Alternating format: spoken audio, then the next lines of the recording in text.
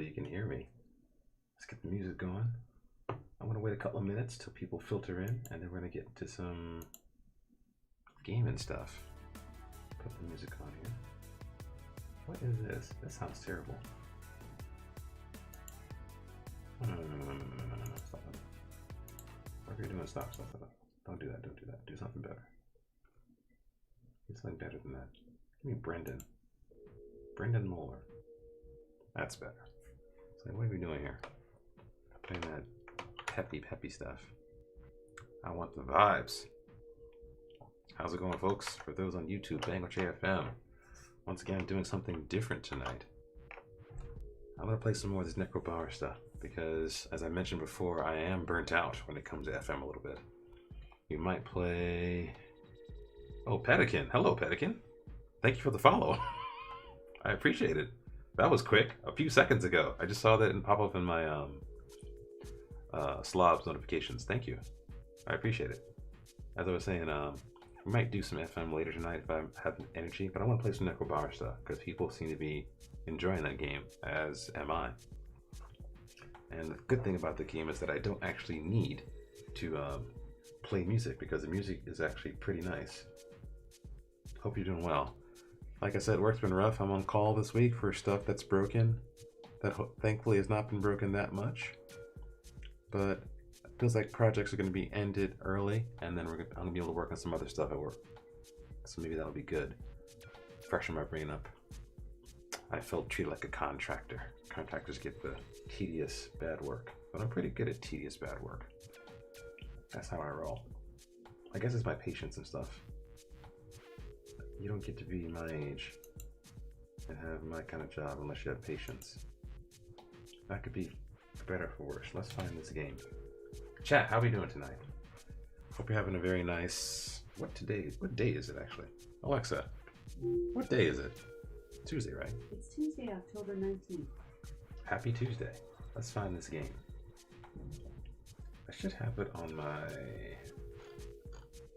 Is it not on my start bar? I guess it's on the desktop. Let's pull it up. The game's good enough that I don't actually need to play a soundtrack to it, which is kind of cool. Let's quit Discord because I don't want people seeing who I'm talking to on Discord. Let's close that up. How are we doing tonight, chat? Hope you're doing well. Also, I found out that YouTube apparently has a desktop app now, which is kind of cool because I guess it's a way to not crash your browser and stuff. Usually browsers end up eating up a bunch of CPU because of that. Let's open up the browser again. I need to stop music so we can play the actual game music. Pause that. We'll minimize you. We'll crack it open. Necrobarista. Let me switch over once it starts up. How are you doing, chat? Who's in here? Let me know. How you feeling tonight? Thank you for your eyeballs and thank you for your attention. Kind of need it sometimes. Here we go. This should work. Fourfold's in the house. Fourfold, you have not seen this game yet, have you? Catman, how's your pussy treating you? Your cat was actually friendly when I came to visit. Your cat was nice, but it's funny because cats have boundaries. He's like, hey, I'll let you play with me, but I'm not going to let you touch me. And it was kind of cool. You've not seen this game? Alright. It's what I would describe as a tone poem. The art is kind of cool. Part of me was looking at the config at first to try to set it up to actually play subtitles, but then I realized this is an English this is a game made by English speakers natively. Apparently they are from Australia because that's where the setting is for this game.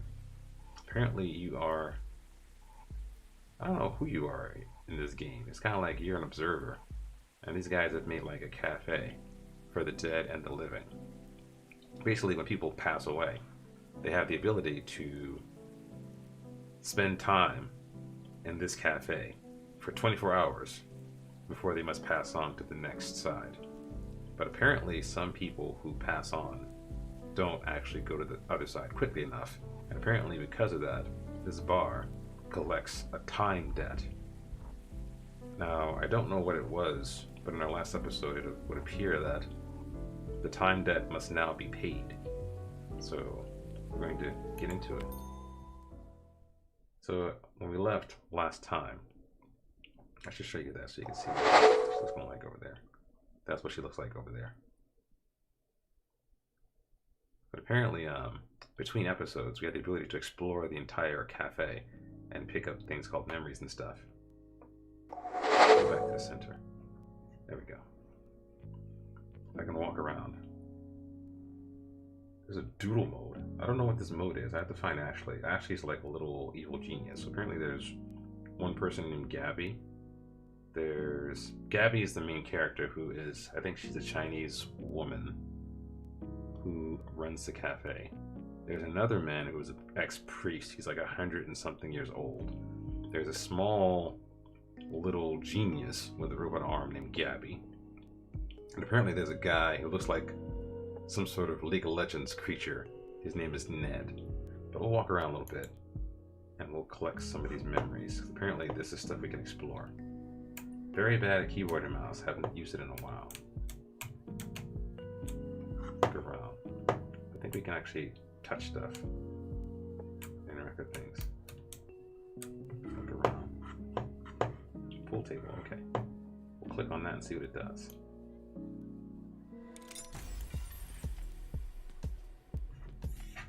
It's a reading game, so I kind of appreciate it because I haven't read in a while.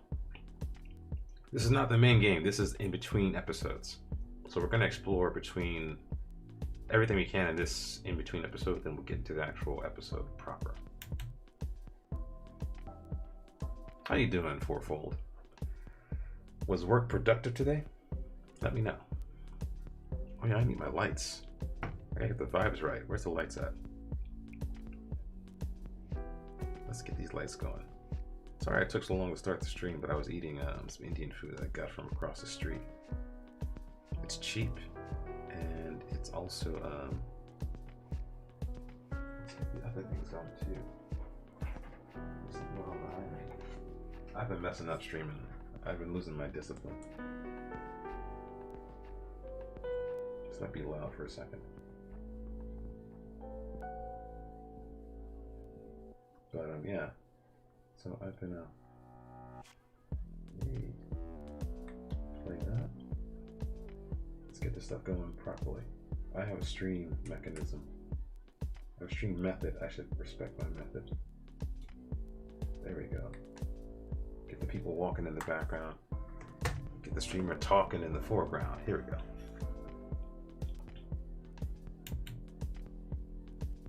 So apparently we are observing a cafe of the dead. As said before, the dead have 24 hours to spend in this cafe. And we're collecting information about the universe as we go. So apparently there's a council of people who manage affairs of the dead and the living. There are ghosts, goblins, creatures possessing different items, and child geniuses working. You nap a lot. There's no killer. Here's the thing. One thing about this is interesting too, because when people come to the cafe, no one in the cafe knows how they died. And a lot of times the people who come to the cafe, and for Goddess, thank you for the follow, I appreciate it. Thank you. I think I might know who you are. If you are who I think you are, let me know. I gotta take care of some things later tonight because of that.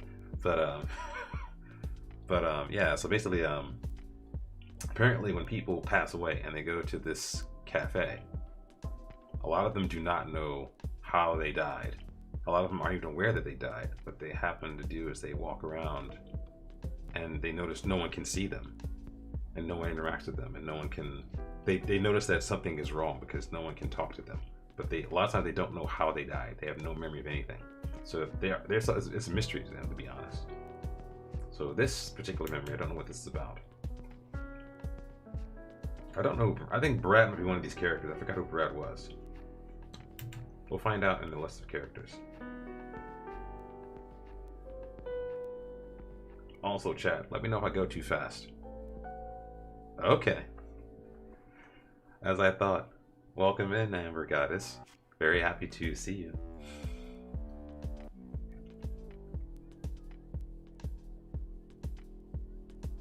So Apparently we're reading in someone's memory.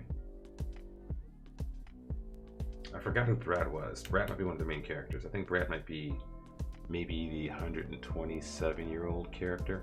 We'll find out in a second.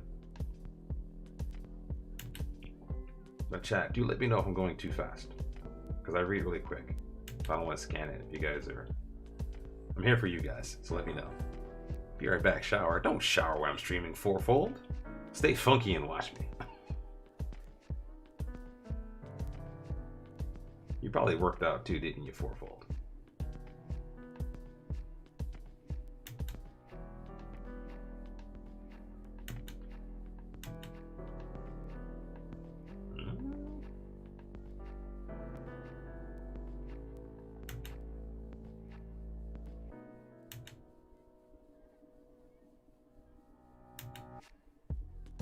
That's kind of sad.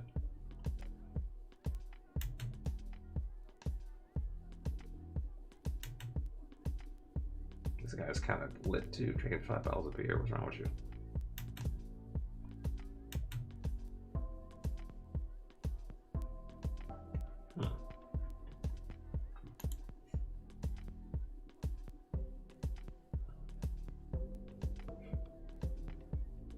You can't blast the volume. It's nothing but background music, fourfold. Unless you're gonna blast my volume. It's gonna sound like there's some stranger in your house screaming at you about, oh, someone's playing pool. I think you're getting murdered or something. I keep forgetting it's Halloween too. Everyone's doing all that creepy stuff. Like a lot of streamers are playing those scary games. I am not the one to play a horror game because I live alone. I don't want to have like some creature in the wall staring at me. There's one friend of mine. He might drop in here. His name is Only Mac. And Only Mac, he's playing one of these jump scare games, and he went like, ah, and he jumped, and like he apparently has a very like low ceiling above his desk, and he like jumped in the air and he banged his hand up against the ceiling, and he's like, ah, my shoulder. Told him to go to urgent care. I'm like, how'd you get scared playing these jump scare games? They're terrible.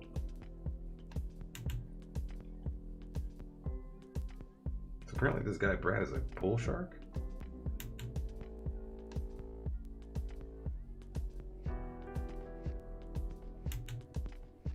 Who is this guy? Okay. Well, I think Brad might be the dead guy. No. The dead guy in this episode was Kishan. Who is Brad?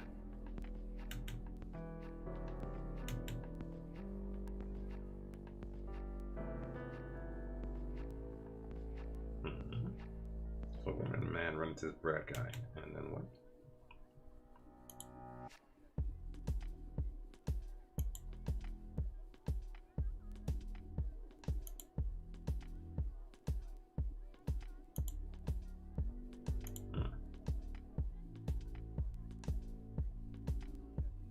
Okay.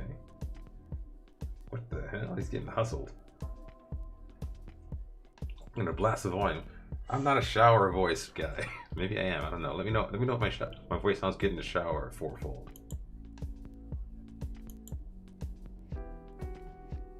Ooh, what's this? Brad is a non-swearer.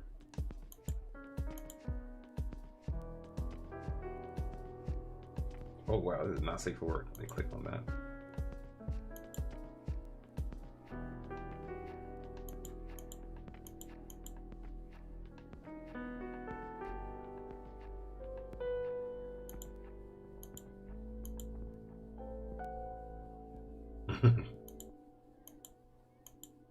He's getting hustled. You can sense it. Brad's about to get hustled. I can feel it.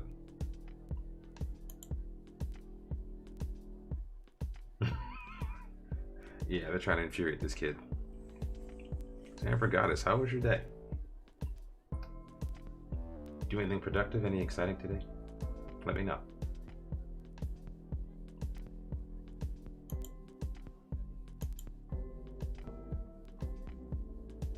Oh, wow. Okay. They're setting this guy up.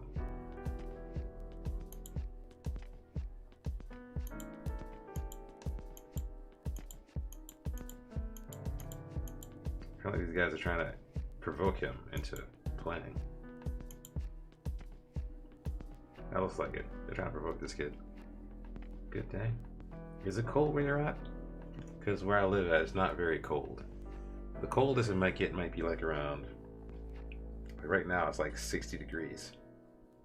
I think the coldest it gets is like around 30 or 40 in the dead of winter, but it's not winter yet. It's getting there though. It's getting kind of overcast and cloudy where I live at now.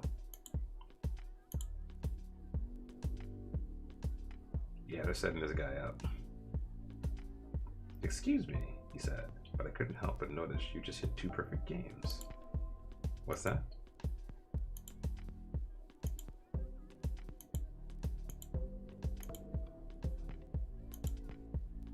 They're setting this kid up. He's getting set up. Fight the Power. The album?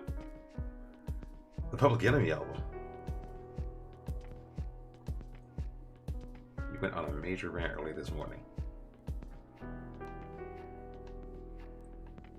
Starts out in the 30s, then goes to the 70s. That means you got a layer, because you don't know what to expect, apparently. Wow.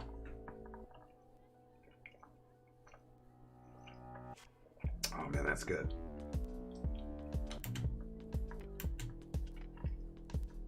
Yeah, he's getting hustled. Come on, dude, you're getting hustled right here. This guy's got to know he's getting hustled.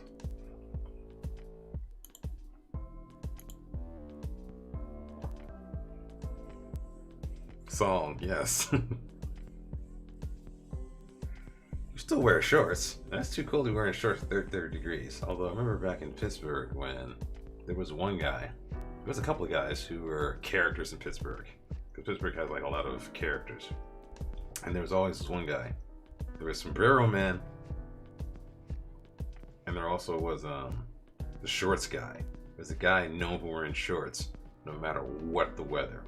Now, the dude admittedly had thighs and legs like tree trunks. But people said, hey, listen, dude, it's 20 degrees outside. It's nothing but winter and snow and slush. Why are you wearing nothing but shorts during wintertime? And he said, because if I wear pants and they get all wet, that means they'll stay wet and have to dry. Whereas if I just go out with shorts and get wet, I'll just go in the bathroom and just wipe it off my legs and I'm ready to go. But obviously the guy had like some subcutaneous fat layers like a whale or something, because it's like, dude, you remember that guy? You remember him, okay? You remember that guy, the shorts guy? I'm just like, dude, I can't mess with you. I'm like Sombrero Man, and then shorts guy, and then there was various different characters out there.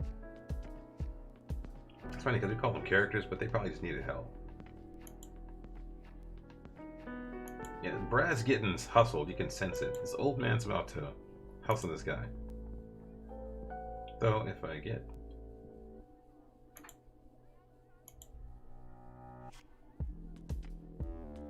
Oh, okay, here we go. Brad's about to get turned on.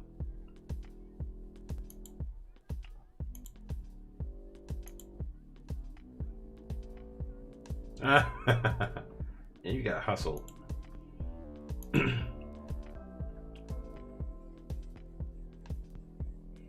I miss Pittsburgh? I miss some of my friends, and I miss a lot of the food. I do not miss the circumstances under which I left Pittsburgh. There was a lot going on when I left Pittsburgh. Like a lot. No, I'm not writing this. This is a visual novel. So basically, like, I'm not writing it. As I click, the novel plays. So I'm not sure when you tuned in, Amber got it. So basically, you're playing a visual novel / game. The game might eventually have decision trees in the game, but basically, like, I'm clicking and I'm reading the details about this particular item here. So basically, I'm not sure how much you listen to. The game is doing it. The game is doing it, yeah. This is a monument in the game where they give me details about this pool table. So apparently there's a story related to this pool table. And there's some guy named Brad, and Brad's getting hustled. Brad's about to get hustled. You can sense it. Eventually, we're probably gonna interact with characters in the game, and then the characters might give us some dialogue options. But for now, usually these kind of games usually push you in a straight direction, and then they'll give you some choices later. But yeah, this is all background about this particular pool table, apparently.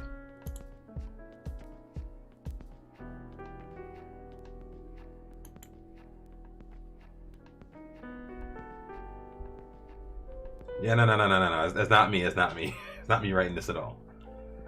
Yeah, I don't miss the racists in Pittsburgh. I do miss the food in certain places. I do miss the library. I miss some of the coffee houses and stuff. I miss Phipps Conservatory. I miss the parks. It is. It's. I wouldn't say you win this game. This is more of a game you experience. It's not like a game you play to win. Visual novels are strange because basically you're reading a literal novel, but the novel is fleshed out by the characters and stuff. We'll show you something once we get done with this episode. We'll go actually continue the game. Because these things we can come back to later.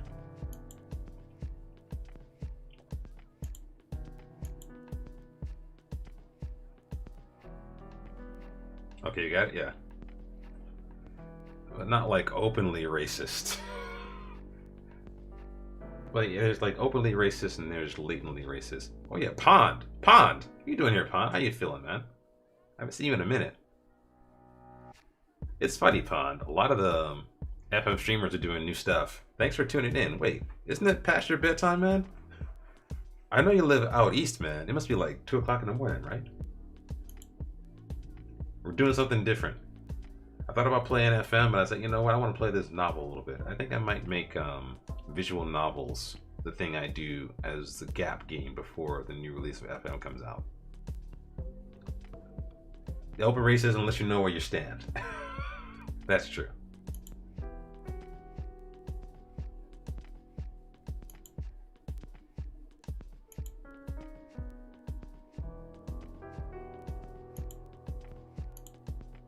What is this? Apparently this guy's Brad. I told you this guy Brad's getting hustled.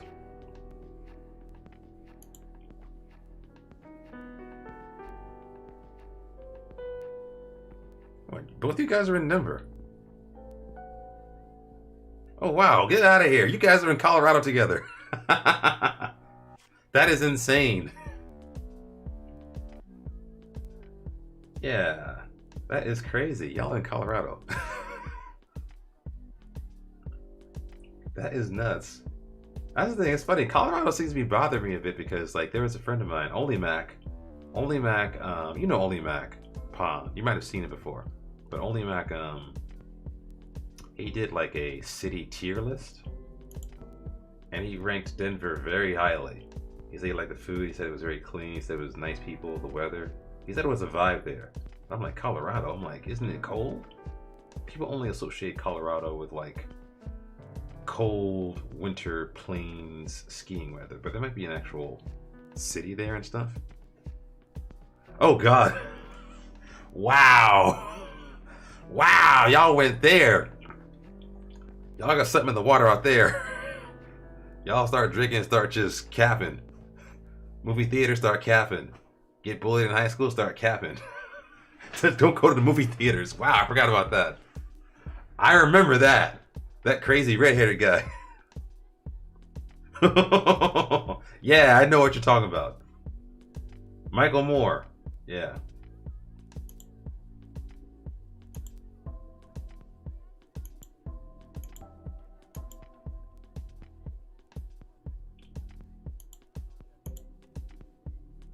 Yeah, Brad, this character's getting hustled right here.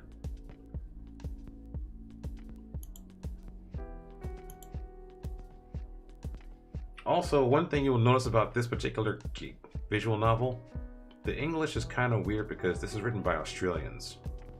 So like they use different sorts of turns of phrase. It's a scam because they want to keep Colorado to themselves. Oh, it's a secret, huh? I see. Boulder is a Denver suburb. Okay. I heard that about like Austin too, but I heard Austin's going downhill. Like people were saying, hey, these great cities, don't tell anybody because everyone will rush to the city because it's cheap, whatever. Like they told me that about Portland. They told me that about Austin and stuff like that. Although Portland I liked a lot. I really like Portland. It was really good.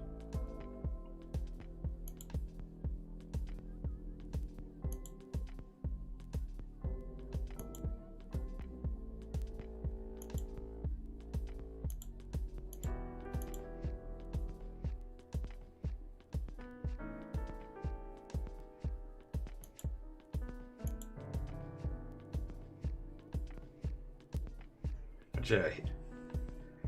Yeah, Texas is Texas.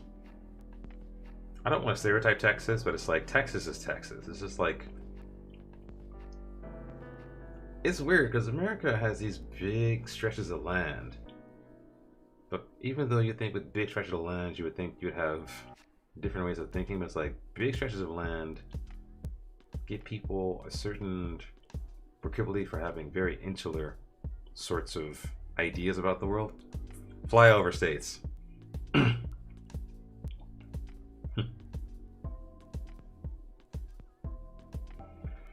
Yeah, Australian accents are not gentle on the ears. But I think the male accent might be harsher than the female accent. I actually used to have an Australian woman voice my iPhone Siri stuff, but then I changed it to an Irish woman, and I like the Irish accent better on a woman.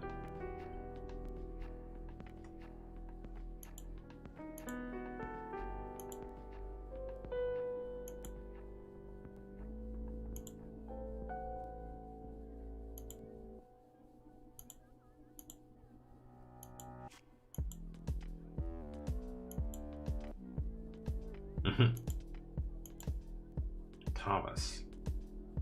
Is Thomas the guy? I've forgotten. I haven't played in like 2 days. I forgot some of the characters in this thing. Yeah, I think Australian accents. Because the thing is, when I think about Australian accents, I think about Crocodile Dundee. And it's funny because who the hell is Crocodile Dundee? Like, what did he actually do? He had like a leathery face, and he had like a crocodile jacket and a hat full of teeth. But what did he do? He's just Crocodile Dundee. He's just like a stereotypical Australian man that does Australian man things. G'day, mate. G'day, mate. G'day. Crikey.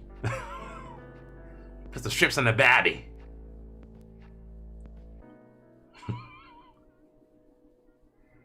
Yeah. They are using your conversations to train their machine algorithms. But to what purpose? But we agree to it. And they must disclose how they're using the data now. Thomas and Brad.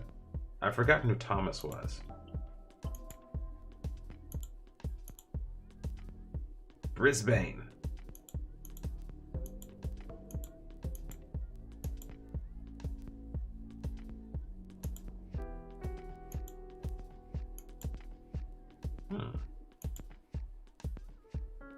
Apparently Thomas is the old man and Brad is the guy who just won this game.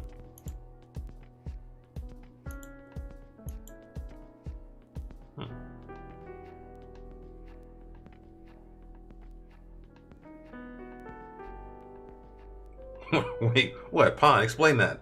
So, I have an interesting conversation with my neighbor about his ring because basically he has a ring. I have a ring. Your door is constantly being videotaped. Do you guys use the ring stuff because you're worried about people stealing your packages? Or because you want like a camera to ensure that you know who's at your front door? because I'm very curious. I know people, I'm like, okay, if you're worried about people stealing your packages, just have them get dropped off someplace else. Ah, okay. You're in a comic complex, and you can see my door from his door. Oh, okay, okay, okay. I never got into the ring. The ring is weird to me because I'm like, okay, like.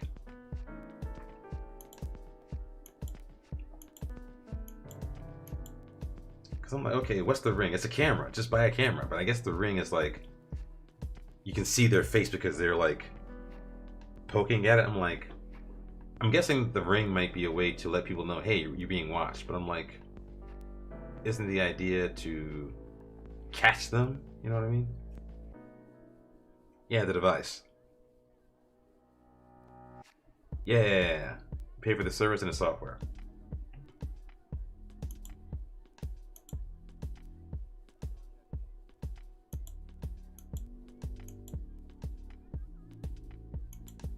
Apparently this old guy is an old school world billiards champion.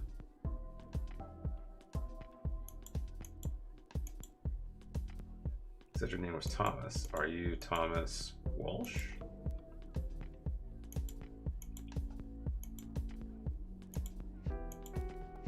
Oh wow, they're cussing. Not safe for work stream.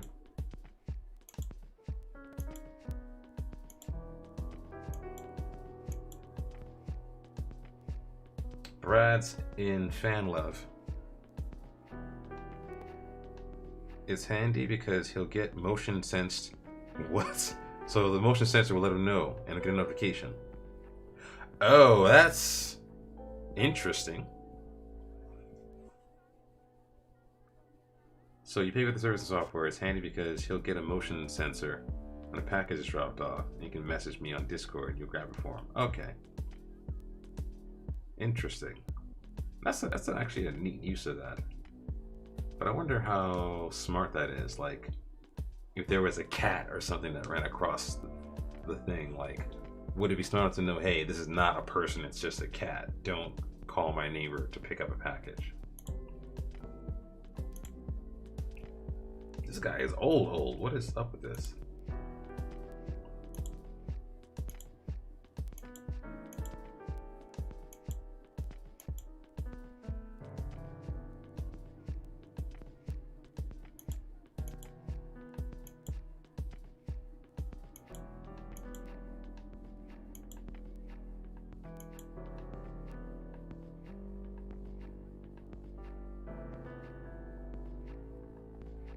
Ah, I see.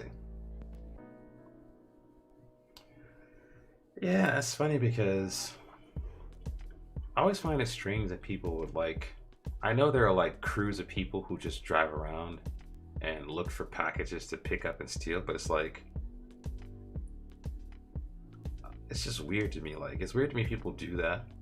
And it's also weird to me that we feel obliged to build an industry around the mistrust of human beings. Although, I guess that's latent in our nature because, hey, I have a lock on my door. I don't want someone coming in to kill me. But also at the same time, it's like, how many people is that in the world who would think like that? You know what I mean? Yeah, it's just, I mean, it's just like, if you try that, I'm like, why would you do that? Because imagine if someone is like, especially now, everyone's at home because of the whole lockdown and stuff. So, okay, if you're at home and like, you can get caught. I remember that guy who got like caught. Like there was this crew of guys doing that, and there was like one guy in the van. He would run out and grab a package, and like the guy who owned the house was waiting for him and pull out a shotgun and say, "Hey, come over here, bring that package over here." And he's like, I'm sorry, come over here. I'm like, dude, do you want to kill someone over a package? And also for the thief, do you want to die over a package? Like, just don't do it. Just get a job or do something else. Don't do that. I mean, the fact that people were putting packages on the doorstep meant we trusted no one would take them. And it's like, people just like, hey, you know, I'm gonna take packages now. I'm like, that's just weird to me. Like, who does that? I mean, who would think like, hey, when I'm growing up, I'm gonna like get in a van and just drive around and steal people's stuff? Yeah, exactly. You catch me, I'd run. Exactly, it's risk and reward. It's like, is it worth it? Like, okay, I get stuff like this delivered to my house via Amazon. You want to get shot over this? You don't want to risk something like this. You know, like you're gonna risk prison for that. You see a box, you're gonna risk prison. It's just weird to me. I don't get it.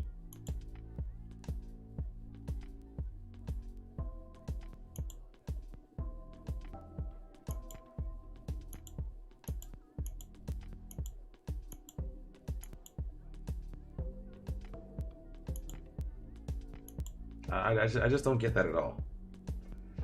Yeah, but you know, this is America. Everyone's weird like that. I mean, I feel like if everyone was richer, there would be less theft. And I mean that realistically. Like, if everyone was richer and everyone had abundance, I mean, like, why would you steal that? You steal that because, hey, you're getting something out of it. You can resell it. You can do whatever. It's like, you know what? If you were secure in yourself and secure in your finances, you wouldn't risk going to prison for these things right here, or risk your life and limb for that. It's just weird to me.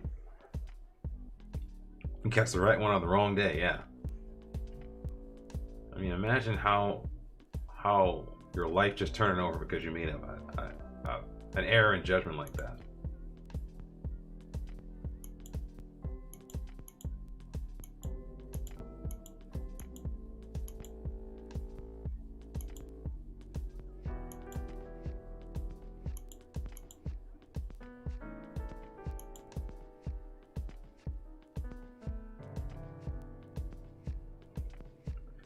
Yeah, they don't, but like, you want to try that in Texas? When it's like, and doesn't Texas have the yeah, abundance mentality? Like, hey, if there's enough for everyone, that's fine. If there's not enough for everyone, then I think you're more likely to be like, hey, I'm going out for me. You're willing to take that risk and reward, and say, hey, you know what? The risk does not outweigh the reward I'll get. But I'm like, does it really? But yeah, I'm not gonna try to risk that in Texas. And they all got big houses down there, so it's like, okay, here I go. I'm gonna walk up on this big ranch house and go to their patio. You know, everyone down there.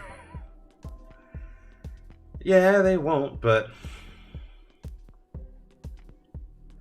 most people won't. But it's like, find the one that does, given my luck.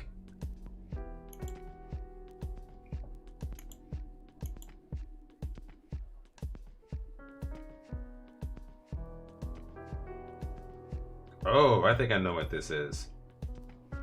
So this is the Death Cafe. So apparently Brad's playing this pool game. I think Thomas is dead. I think Thomas is dead.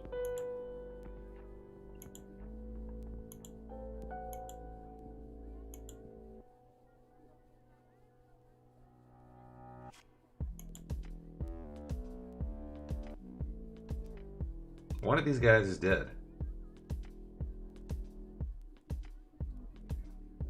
Yeah, everyone heard that back in the 80s, the castle law. Like, I've actually heard that happen where it's like, okay, like, there was a guy, he actually caught 2 burglars in his house, and he had them at gunpoint. And apparently, like, one of the guys was, like, inching at him a little bit, and he said, listen, don't do that, or else I will do something to you. And so, when the guy lurched at him a little bit, the guy fired his weapon at the ground to scare him off. And apparently, doing that meant that the person whose house was being robbed, he was now being charged. Basically, if you're going to pull that thing out, you have to actually aim to kill that person. The fact that he shot a warning shot, warning shots make you go to jail, apparently. If you fire that weapon, it has to be with the intent to take that person's life. If you fire a warning shot, or in this guy's case where he shot the ground, apparently the robber tried to sue him for endangering him. It's just weird. I'm like, okay, how do you rob someone's house and then you sue the guy who caught you and saying, hey, he tried to threaten my life? That legit happened to him. Yes. Exactly. In other words, if you miss, you gotta say, hey, listen, I was intending to take that person's life. I wasn't trying to warn, no warning shots. Like, I know you heard about that one woman, Pond, didn't you, about that woman who was getting, she was being domestically abused, and I think her husband was chasing her around, and she said, hey, she told the police officer, I shot the wall as a warning shot, and to send her to jail, because it's a warning shot. In other words, they're saying it's a warning shot, therefore you weren't in fear for your life. Imagine that. You get beat up by your husband, and then he's chasing you around the apartment, and you shoot at the wall because you don't want to kill him, because you want to tell him to back off, and then, aha, you weren't under threat, so you go to jail. Exactly. A good lawyer should have won that. I think one of these guys, Thomas or Brad, is not alive.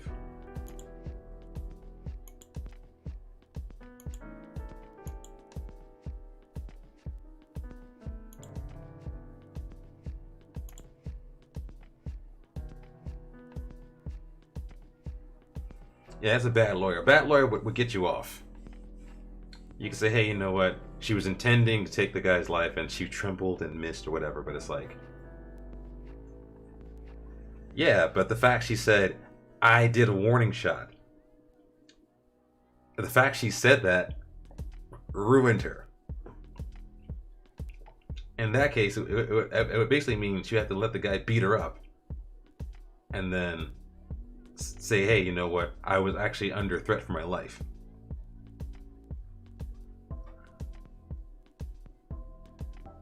It's ridiculous. I'm like, you know what? You're breaking my house. I don't know what I'm going to do, but it's just weird to me. Yeah, one of these guys is not alive in this game. Brad or Thomas?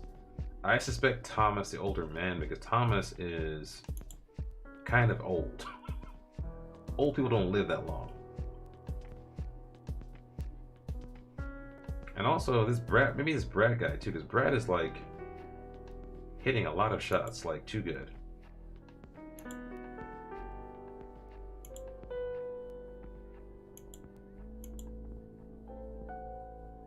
Oh man.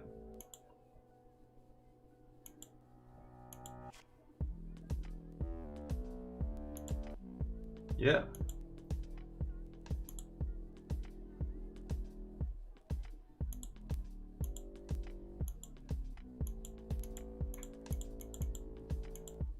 Okay, that was the whole story. Okay. That's the entire story. Alright, let's go downstairs and meet some characters. Yeah, Pond, Amber, fellow Coloradans. It's Coloradans, right? That's how you say it. Coloradans. Let's go downstairs. How do we get down here?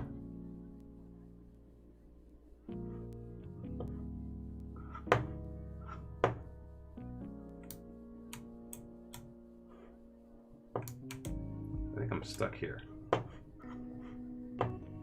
Let's go over here. It might force me to do some more stuff. I don't know. Let's meet some characters.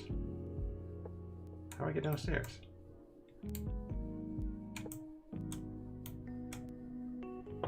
Coloradans, okay. Actually, I want to play some of those map games. They might force me to actually watch all of these, play all these little thingamajiggies. How do I get down here? How do I get down here? Let's go on for a second. So there's some characters down there I can't talk to. Wait. Cleaning in process. I'm locked upstairs. Are you serious? Okay, we're gonna keep going. Let's go over here. They're gonna make me read everything, aren't they? Yeah, there's this memory here. And there's also another memory somewhere over here, I suspect. Dartboard, no. Yeah, they're gonna force me to read all the memories because I can't go downstairs where the characters are. I don't think. Yeah, we're stuck up here. We're stuck up here. Let's do what they tell us then. So Brad and or Thomas were dead. One of them were dead, I suspect. We've already done that one. Let's go to another one. Wait, I can do this. Return to game.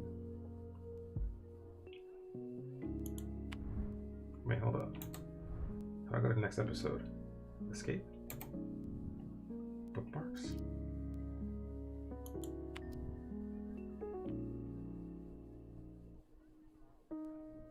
Right on this one. Okay. Alright, let's do the rest of these memories, I guess. I guess I'm forced to do these memories before I can go downstairs. Because apparently they kept me from going down there because of this thing right here. Let's click it. Oh, okay, here we go. What? This is different.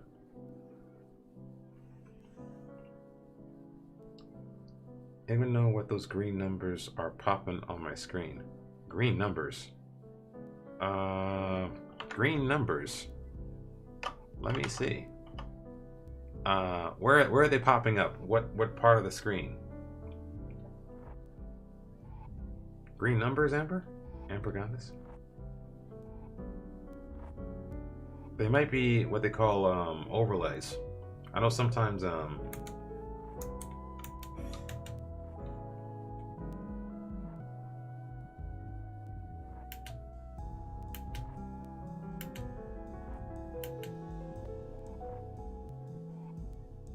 next to the message box.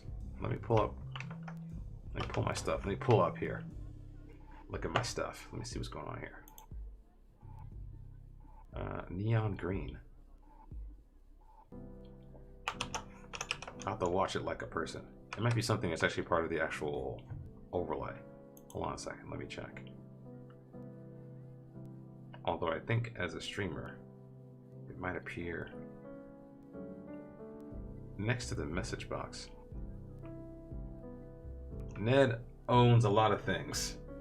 Have you seen Ned Pond? Have you seen this game yet?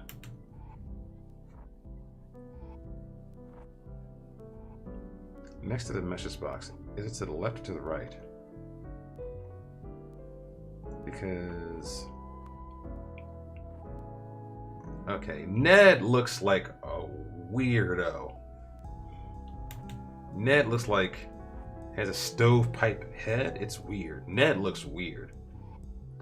I'm pulling up the stream. I'm trying to see what you're talking about here. So there is the main stream screen. There's gift to sub below the stream. There's a number that says 5. It must be some overlay thing. I don't know. On the left-hand side, green numbers. Green numbers. Is it actually on the stream itself? Like it's over on this side of the stream right here? Is it over here?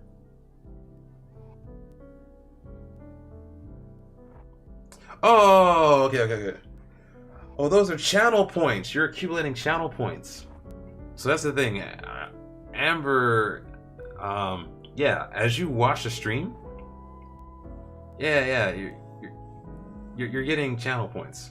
So yeah, as you watch the stream, you, as a member of the community, you obtain channel points. And then, as a streamer, I have the ability of redeeming, enabling you to redeem certain rewards and behaviors in exchange for channel points. I do not know how much channel points you have, but apparently individual people do know. So if you go click on the channel point, there should be a little round purple icon below the send a message thing that will tell you how many bucks you have.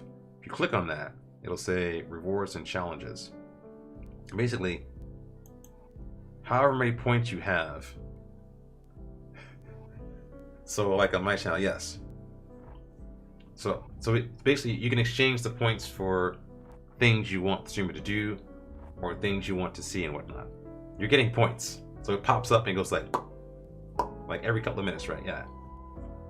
You're getting points. Now, what am I? Let me see what I put here. So you can tell me to do stuff, or you can have different things pop up when you click on that and exchange that. Yeah, it's the microtransaction thing. So yeah, pond. When you see Ned, Ned looks like a wrestler. Ned's a weirdo.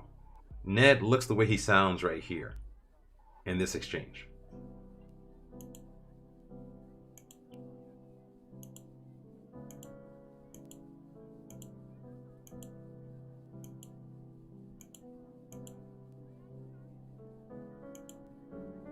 So apparently, if you haven't seen this game, Pond, basically, this cafe enables the dead and the living to interact with each other. Any dead person is allowed to occupy this cafe for 24 hours maximum. But it seems like this cafe owner has allowed some dead people to stay longer than 24 hours. And apparently, that time has to be paid back.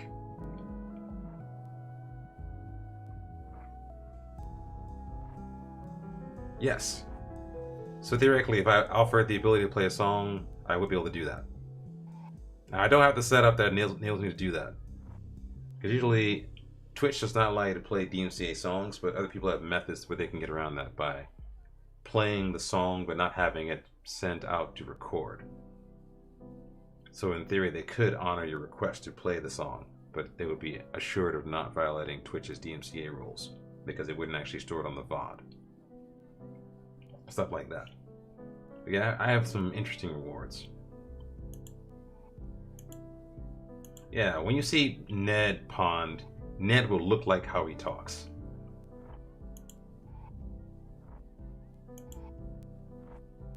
So Shay is the older priest guy. Maddie is the Chinese barista.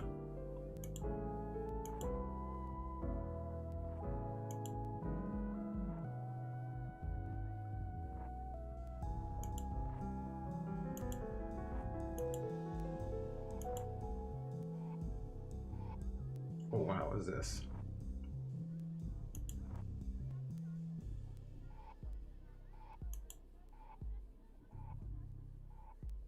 That is actually not a bad idea.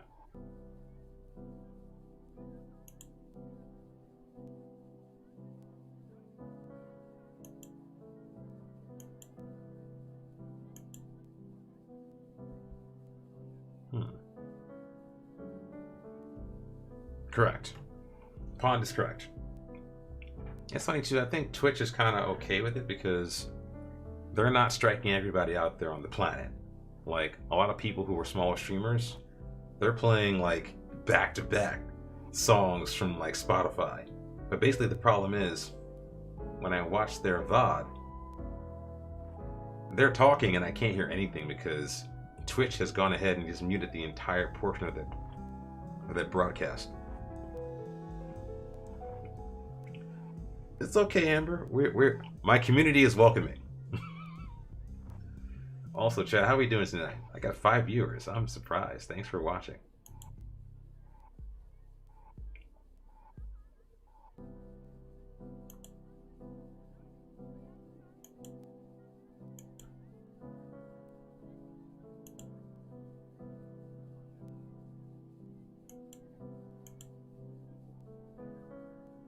Oh, wow.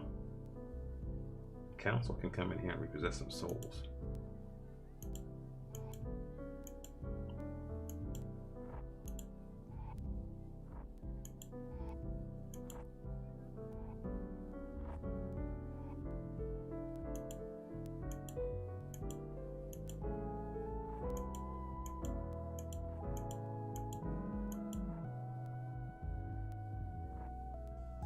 What? Green tea frappuccino.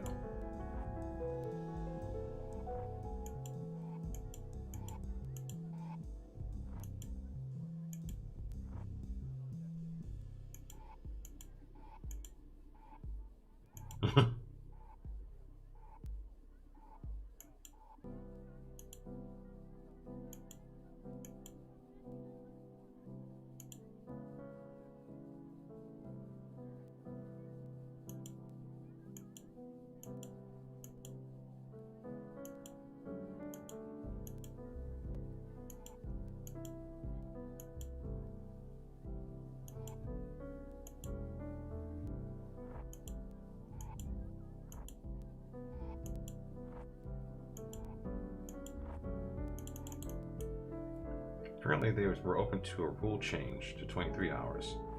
Although I think when I came into the cafe it was 24. Okay, that was the trick. I had to read the sign, then we could go downstairs. Let's continue the game and talk to some people. So this is, what's her name? Ashley. She is an evil genius. Doodle mode, what is this? Let's click on doodle mode, what does this mean? Sure, why not? This could be dangerous. So apparently, it's important because every soul who enters that cafe is only given 24 hours. So basically, it seems like a couple of years ago, these 3 or 4 people opened this cafe as this stopping over point between death and living. And so I think because if souls stay longer than 24 hours, eventually they're going to be forced to go over to the other side, but I think they become vengeful and weird. So basically, they start losing a sense of themselves if they stay longer than 24 hours. So you can stay longer than 24 hours if you're a dead soul, but I guess the problem is they say as that soul will start to have an itch you cannot scratch. So basically your soul is going to start to degrade, and eventually you'll be forced to transition over to the other side anyway. So basically, you can try to stay longer than you want to, but you can't. Physically, you can't. Maybe 25 hours, that's about it. But eventually, the soul will start getting weird. That's apparently the thing. We're gonna do doodle mode. I don't know what this is, though. What are we doing here? What is doodle mode? But yeah, apparently, if the souls stay too longer. Oh, I can draw a face for the Ashley. Okay.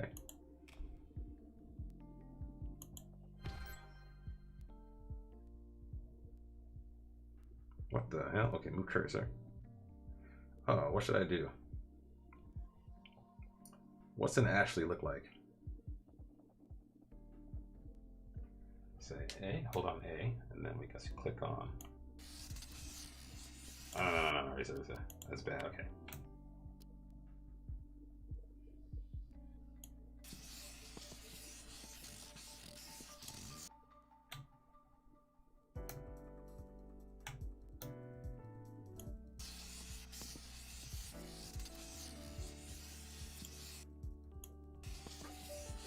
I'm bad at drawing, it's so bad, this is ass.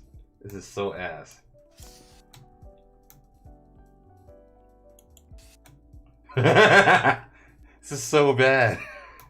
What does an Ashley look like?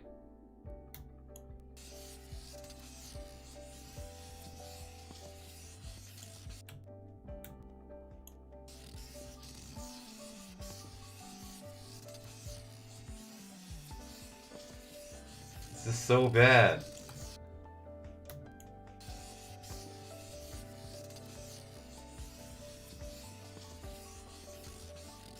Ah.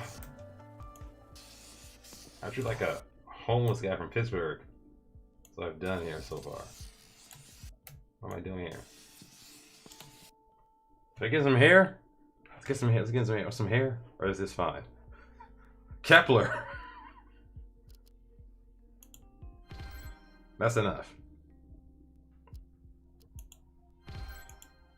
Let's go back. Yes. No, get me out of here. I don't want to do this. It's too much time. Let's actually play the game. What are we doing here? Let's talk to some people. Let's progress the game. But yeah, apparently they accumulate the debt of the dead the longer they stay. Are we back here again? Okay, confirm. Let's get out of here. Let's go downstairs and continue the game. I do not play keyboard and mouse well. I want you guys to see how these characters interact. This game is really good. It's really relaxing, though. I think I should probably make graphic novels or visual novels the thing to do in my time off from FM. Let's talk to Maddie. This is Maddie. Maddie is apparently Chinese. Hello. Get over there. Let's continue. Yes. Yeah, Maddie is the owner of the cafe, and apparently she has to pay this debt for the souls that stay longer than 24 hours. Although I don't know what shape the payment of that debt will take. This guy right here is dead. He's been here for a couple of hours apparently.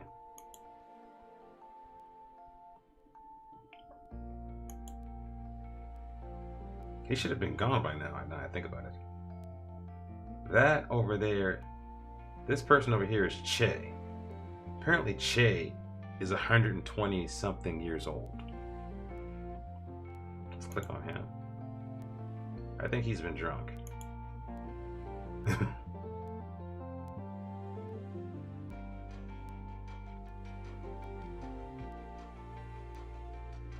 I also like and appreciate how the camera is not just pinned to their faces, but it's just like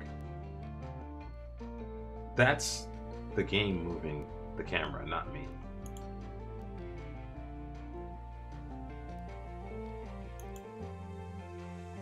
Don't wanna.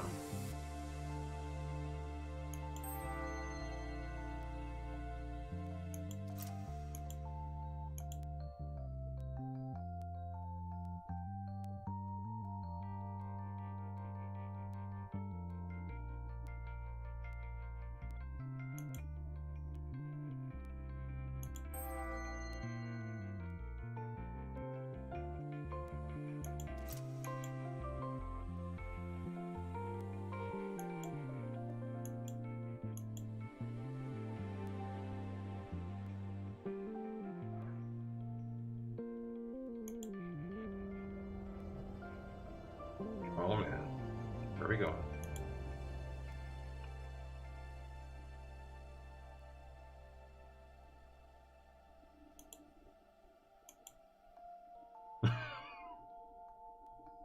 Hipster coffee coming right up. Which is probably just black coffee now that I think about it.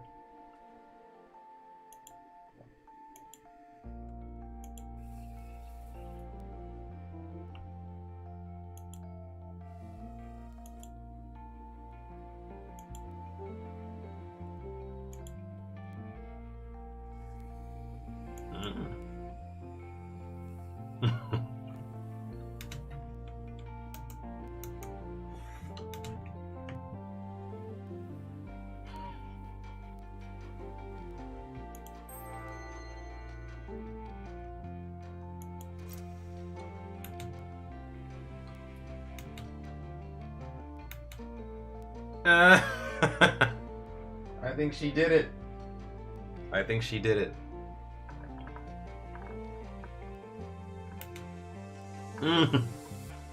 She did it.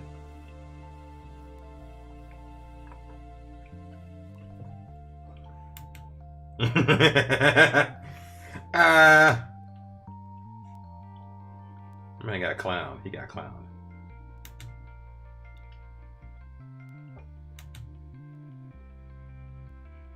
I like those boots. Give me those.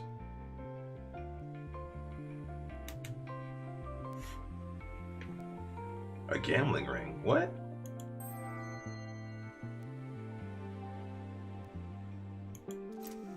We should run a gambling ring.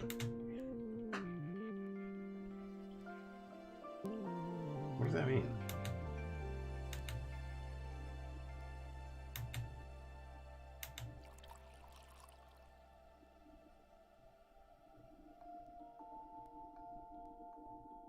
Dude, why do you have your ripped up pants? You need those fixed.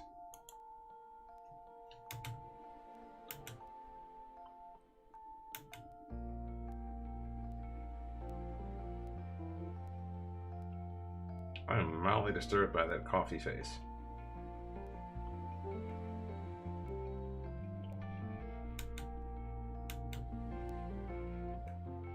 So is she gambling downstairs to pay off their debt? That's weird.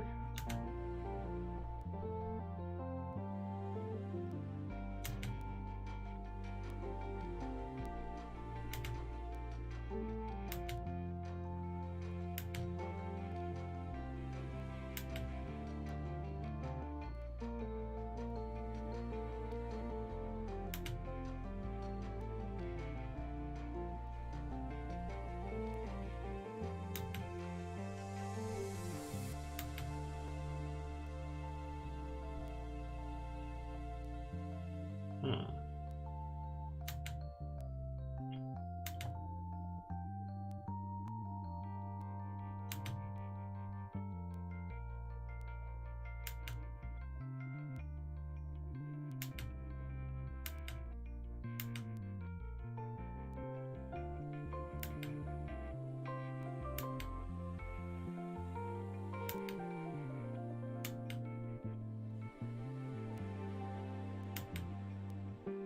You have no wallet, you're dead, man. You don't have a wallet, man. You're dead. Sorry, man. I like Kiran's chain. He's got like his beads on his chest.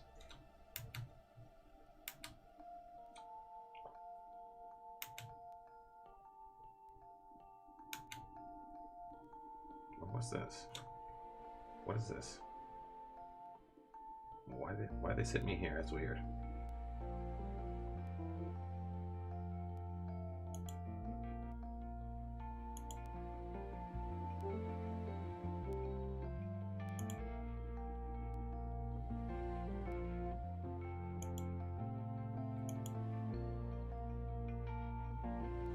Apparently Kiran wants to see what's going on downstairs. There's probably some gambling stuff.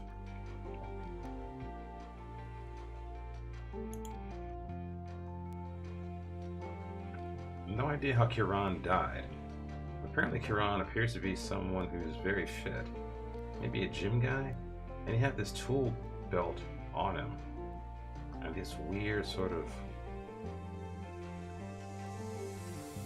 These are like sweatpants or exercise pants. I cannot think about how he died. Like he might be an electrician or something because his gloves... Some sort of repairman.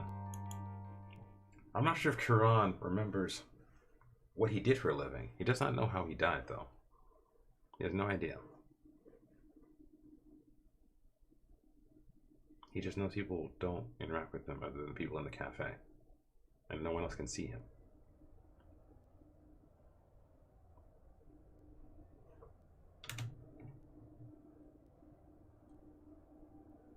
Oh, wow. Kishan. I keep saying Kiran. His name is Kishan.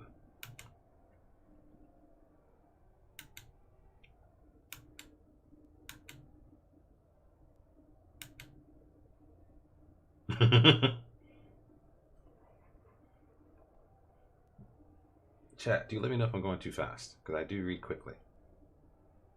I want everyone to appreciate what's going on in the game, so do let me know if I should slow down or not.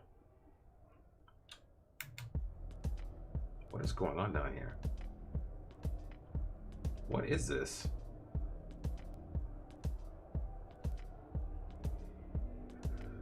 Oh my goodness. We got knives, we got Fight Club going on down here. What the? Are all these guys dead? They don't look very clothed.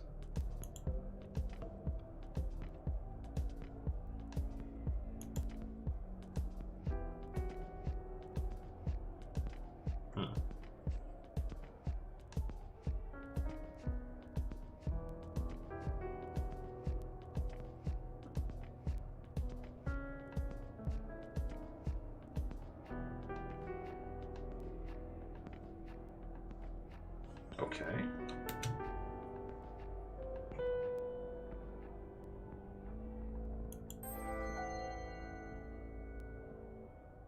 Who are these people?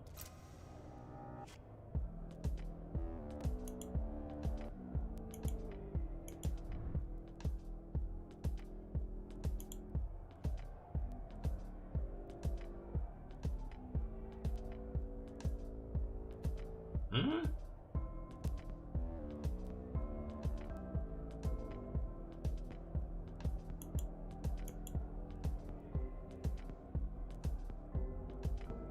What is happening down here?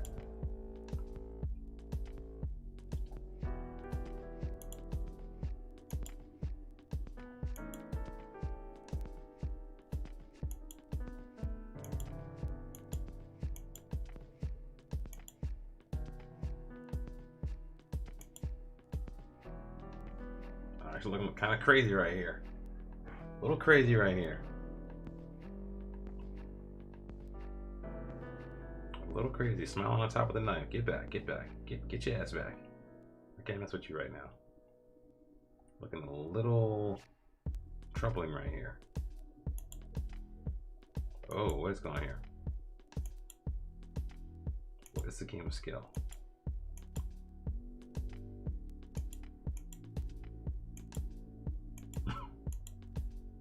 Five finger fillet. Oh my goodness. They're about to cut people's fingers off.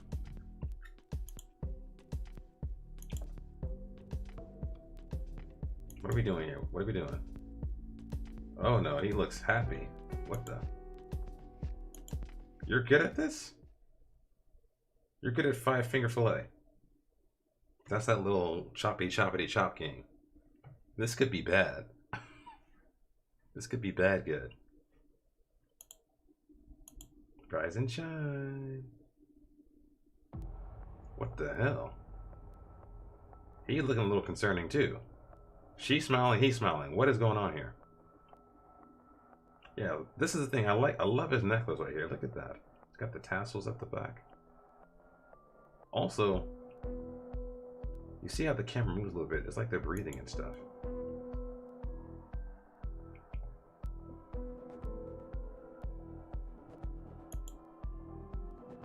Oh, what are we doing here? What are we doing? Everybody's looking crazy. Stop looking crazy. Y'all scaring me right here. What is happening? Alright. Whoa. Okay. They're knife freaks. Both of them.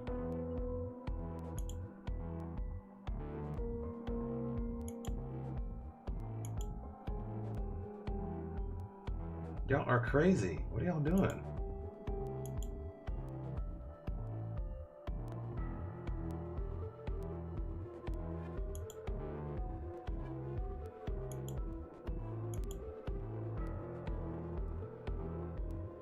We got the nightclub in the basement. What is happening?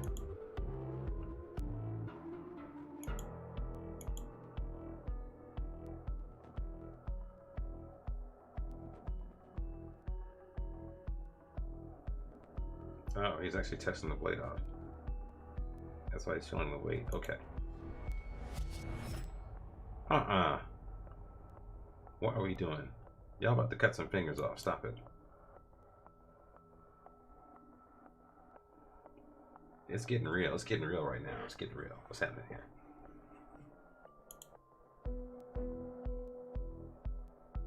It's getting real. What's going on here? He's not a killer. He's dead. Fourfold. Okay. To lay out the plot for this game, here's the thing. It's a visual novel. This cafe enables the souls of the dead to visit. They must leave within 24 hours. They must physically leave in 24 hours. If they don't, then the cafe itself accumulates debt. And there's a council of the dead who will harass the owner into saying, listen, you must pay back your debt. Every person that stays over time accumulates a time debt. And so this guy, Kishan, is dead. He's not living anymore. He's basically one of the souls who is passing through with the ability to spend time in this cafe. So apparently, in order to pay off this debt, no one knows. Even he doesn't know. Kishan has no idea how he died. He just knows people weren't talking to him. He has no idea how he died. And apparently a lot of souls that come to this cafe have no idea how they died as well. There's no idea We have no idea of how this guy lost his life.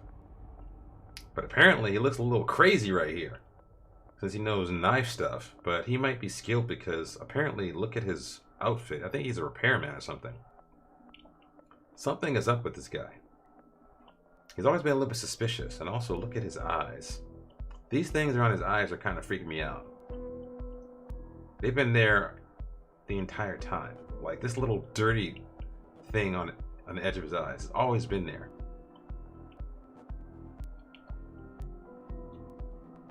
Risk is part of the game, and some people... That's true, too. Yeah, both of them are kind of freaking me out, because Maddie is, like, not maternal, but I didn't know she was kind of... Yeah, they're kind of like... predators. They're predators here. They're not backing down.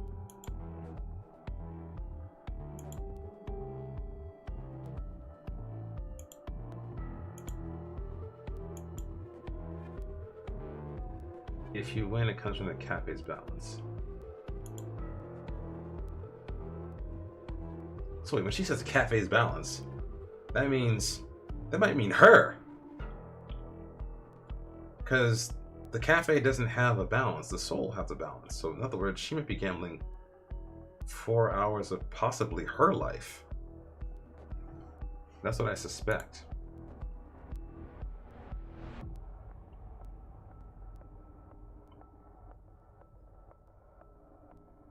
I don't know.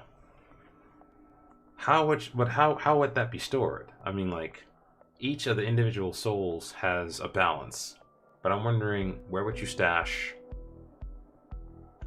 a collective balance, unless there's some sort of entity that would actually contain all of your lives' time in one place. The bartender. She is the bartender. But the thing is, like, but she's the owner of the cafe. I don't know who else she would have. So it might actually be literally hers.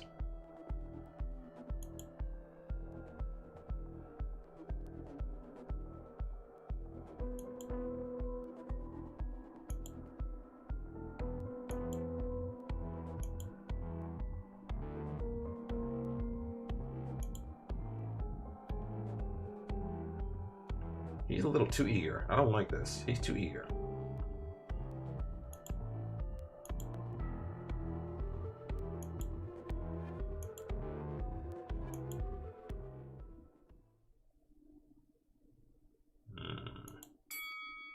Whoa. Okay, we're gonna pause for a second. I need some water.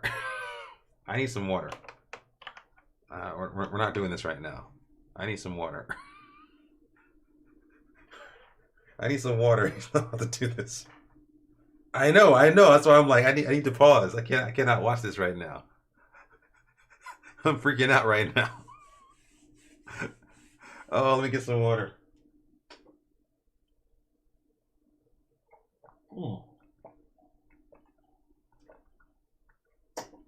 Oh man. And dodge your finger. Yeah, I know this game. I've seen it in some movies and stuff. This is freaking me out right here. All right, let's do it. Oh my god.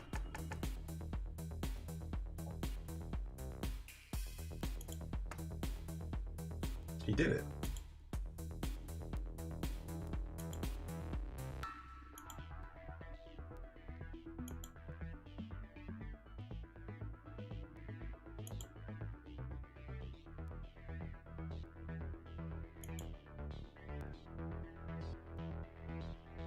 Oh, wait.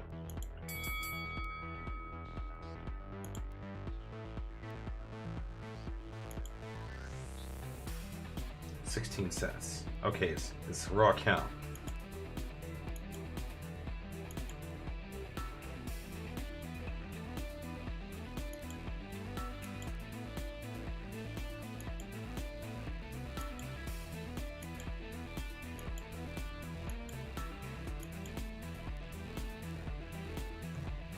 Oh my god.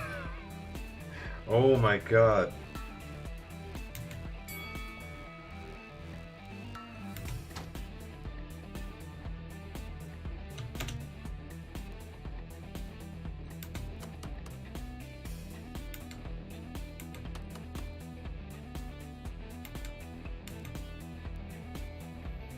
Are you clicking this? What the hell?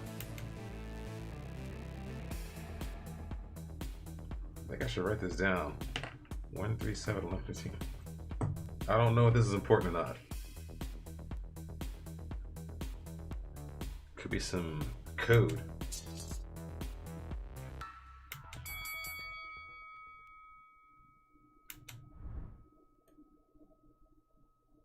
My man got wrecked.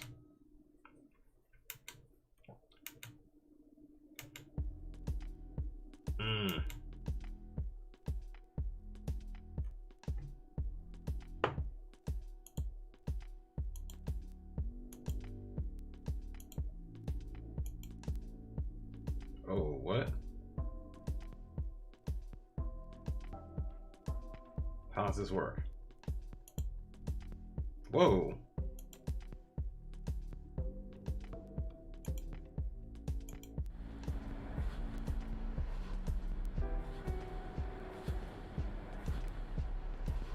These are her glasses. Okay, look around.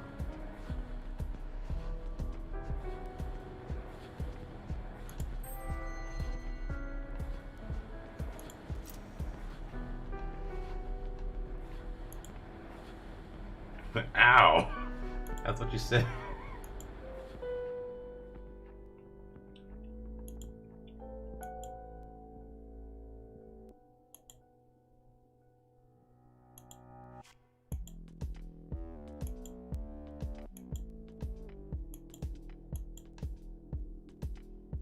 What?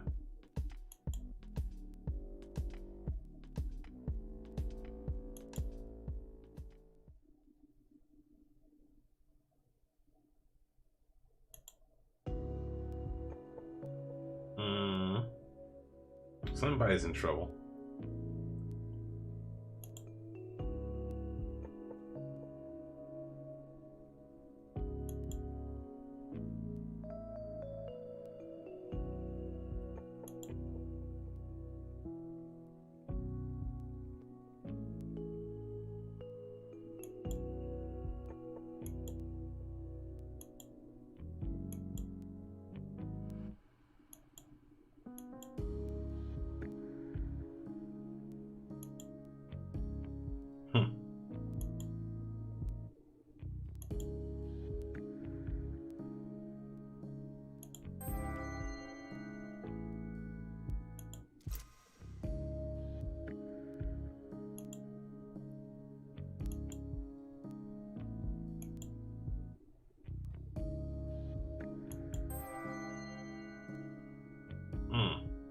That's the thing. I remember this discussion earlier in the game. Every soul only gets 24 hours. You don't get extra hours. If you stay longer than 24 hours, you start getting itchy as a soul. So it's not like the time. He wouldn't be able to earn extra time. There's a physical limit to how long a soul can stay in this plane of existence in this game. So she kind of led him on a bit. It wasn't a gamble that he should be playing. Like, if he got an extra 4 hours, he can't stay extra 4 hours because he's forbidden from doing that.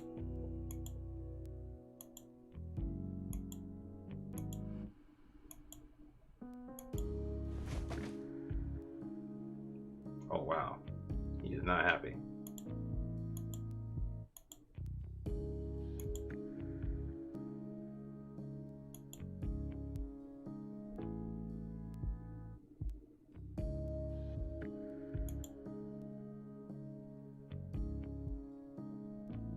Wow, Maddie is bad.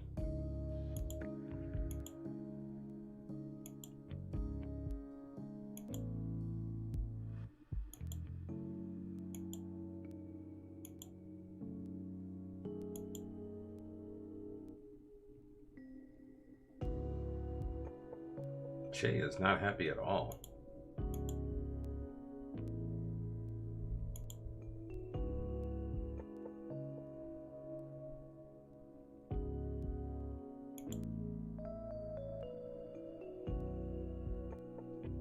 So, for those who didn't see the previous episode, this gentleman here, Che, used to be the owner of this cafe. He gave ownership over to Maddie. And so I'm guessing Maddie, in her capacity as this owner, what is she doing with all this time she's getting?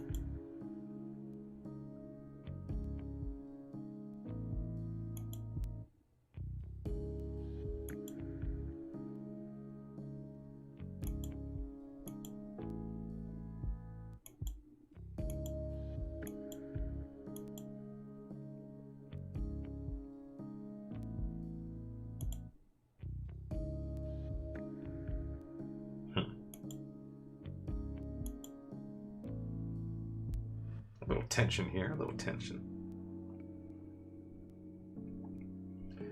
He's old. He's 127 years old. But the thing is, how is he that old? Unless he's has something where he's getting these hours. I don't know how, by what magic he is.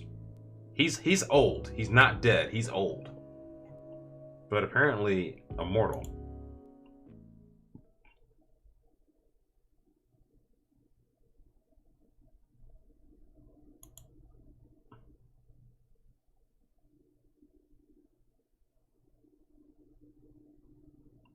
I don't understand this. I don't understand his backstory. I know he's 127. I know Maddie and someone else.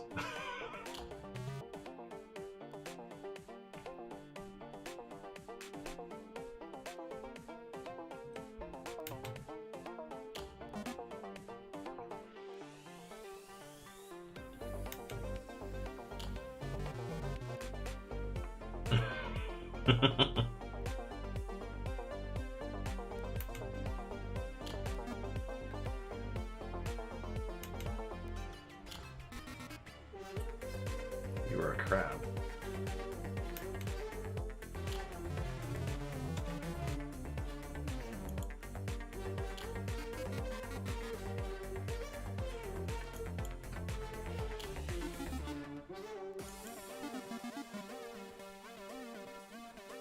Is she a bird? Yeah, bird.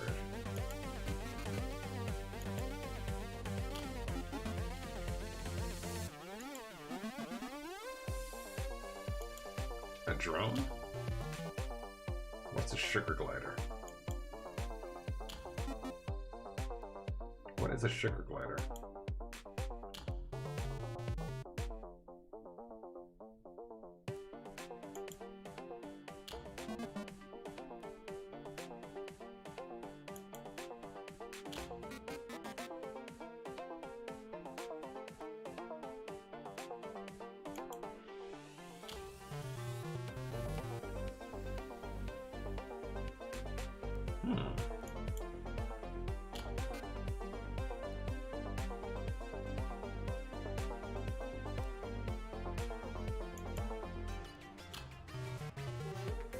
Get hit by a car. Wow.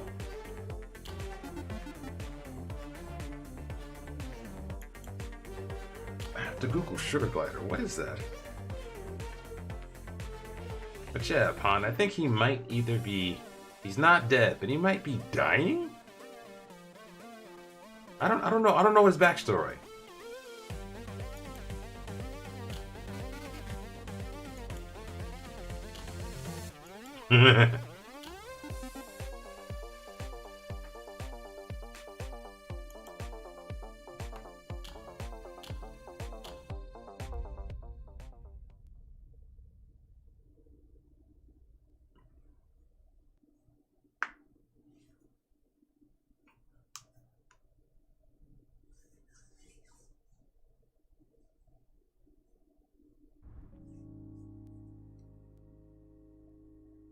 Fight Club?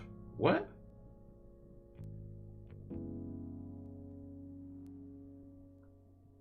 What is this? I can speak to Kishan to access studio mode. What is that? We're down here in Fight Club. This is kind of freaking me out right here.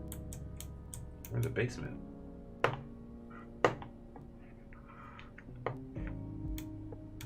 Very Fight Club vibe right here. Oh no, we're not looking at that. Take me an hour to read this stuff. Fight Clubs are here. I guess I'm forced to read this. They're gonna force me to read this because if I don't, what's that? What's back here? What's back here? What's this?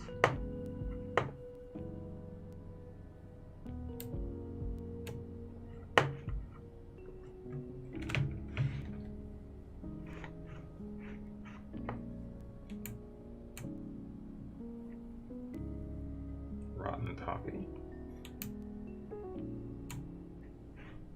Yeah, I'm stuck here until I do something, so it looks like. What's down here? Milk jug. Ooh. Oh wait, this is that's one of the robots. Okay.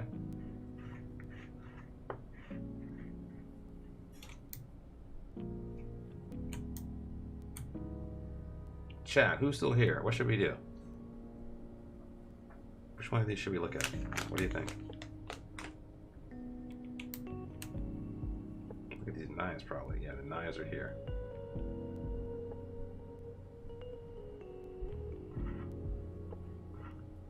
Come on, chat. I know you guys are watching. Let me know what I should do. The robot, the rotten poppy, Fight Club, knives.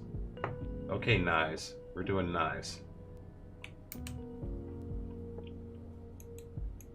We're doing the knives. Oh, well. Here we go. Chat, you guys like this game? I shouldn't say it's a game. You guys like this novel. It's a novel. Let's go, little girl. Who is Beth? Because that is not Gabby.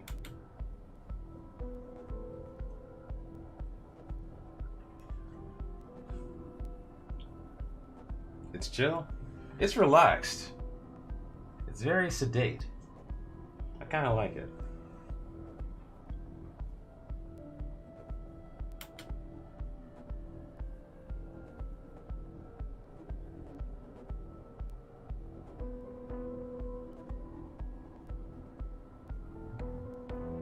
Okay, Beth's about to get killed.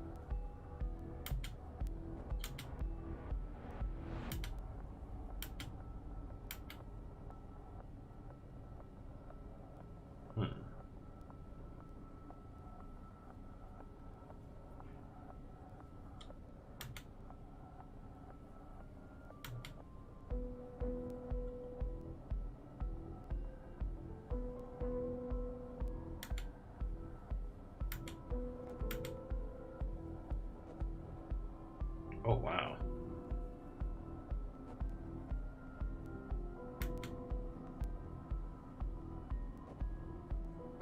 Oh, wow.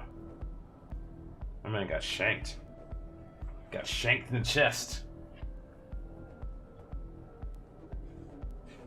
Took one in the chest.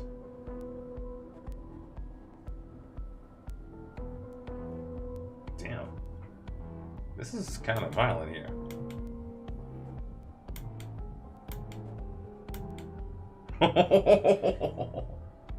Oh, wow. That's gotta hurt.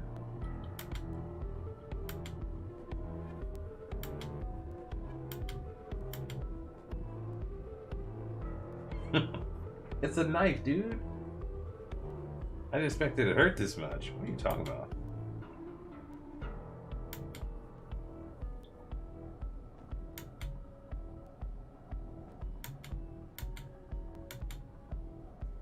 Okay, it's a practice knife. I was gonna say, what? He's one of the undead. He survives that. Oh, speaking of chest. Chat, I woke up with a weird condition. a couple of days ago, actually yesterday. I thought I was having a heart attack yesterday. Then I found out I had one of these weird conditions where the muscles and ribs where they connect to your breastbone get inflamed for no reason. So I have like this weird chest pain that felt like a heart attack. And I realized, hey, it's not a heart attack. It's just like I have inflammation where my ribs connect to my breastbone. And it's like right here in the middle of my chest. It was insane. Apparently it's because you type too much.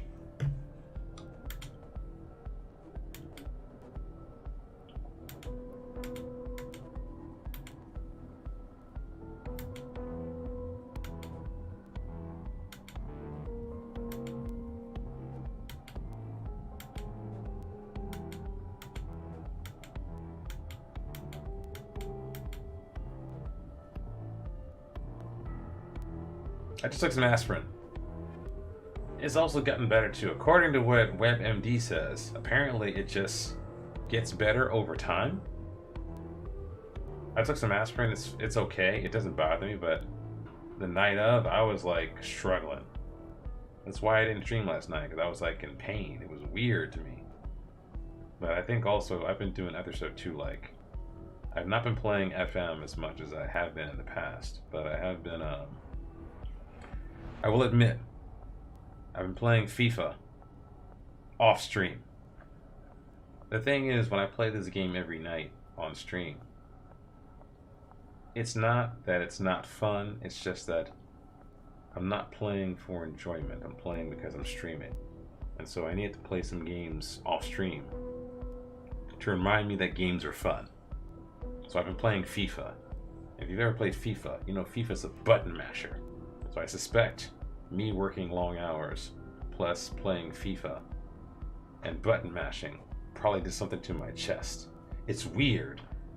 It's just so strange.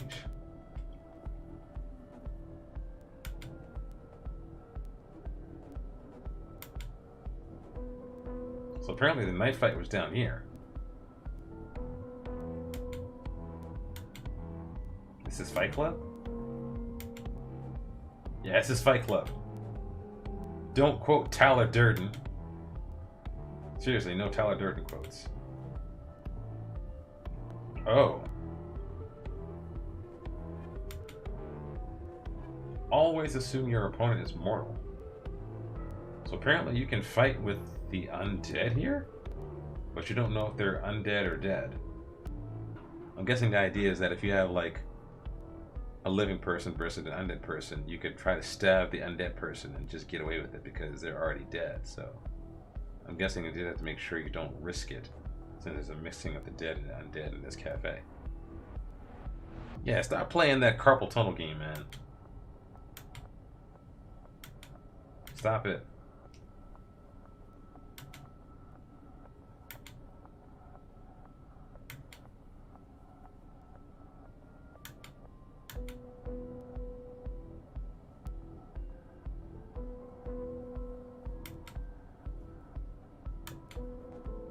Whoa.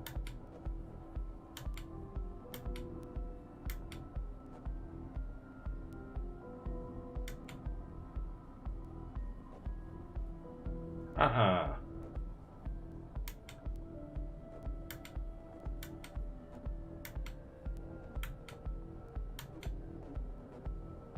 So Carl must be dead.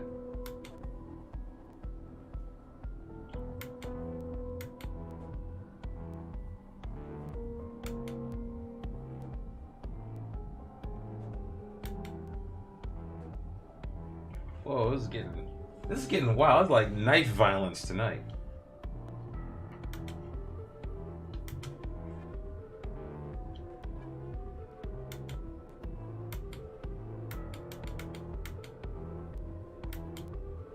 Okay, that's the entire thing. That's all of it.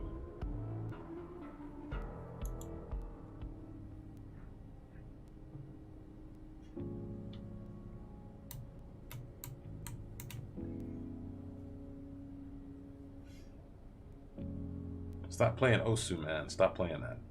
No more Osu. Chat, how we doing? We got the knife fights.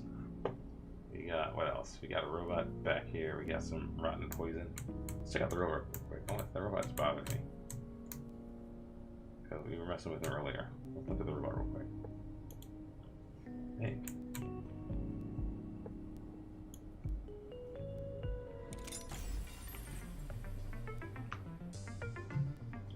This might be quick, actually.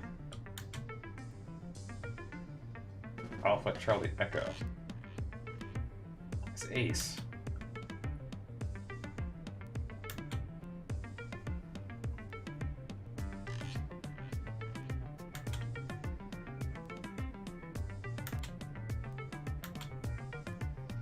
What?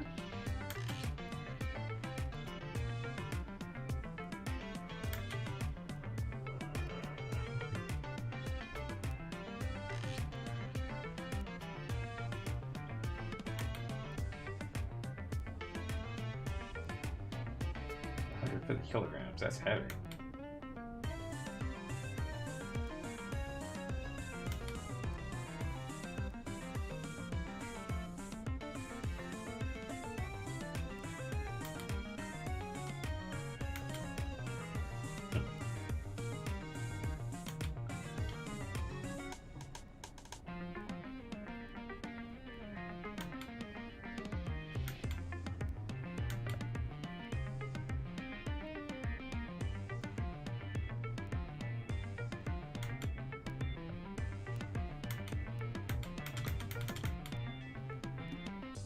Okay, that's the entire montage currently. That's it. That's a weird robot dream, but okay. Ashley. Oh, she's a crazy girl. That's Ashley. Look at the, oh, what is this? Oh, no. Not that, not that. I want to look at the, there it is. Look at this thing right here.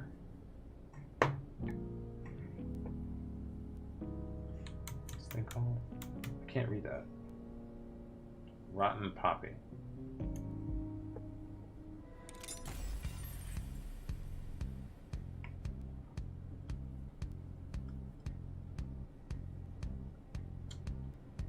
Fourfold. How hard is it to play Osu? Because I'll try anything tonight.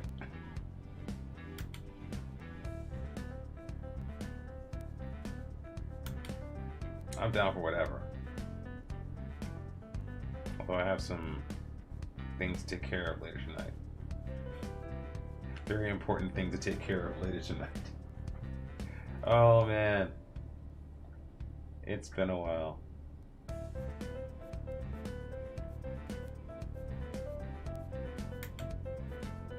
Rotten Poppy.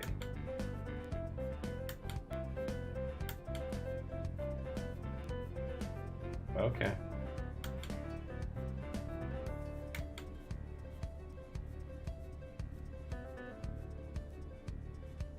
Who is Ashley? I forgot Ashley.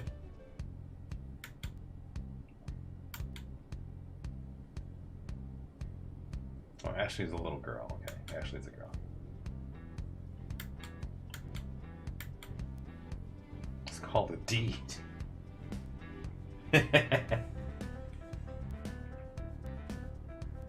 Do you have a deed, Fourfold? I think you do. You have a deed. I should do that one of these days. I need to own some property. But every time I talk to someone who's a homeowner, it's always like, okay, it's always termites, plumbing, and rats. Rats are everywhere, apparently.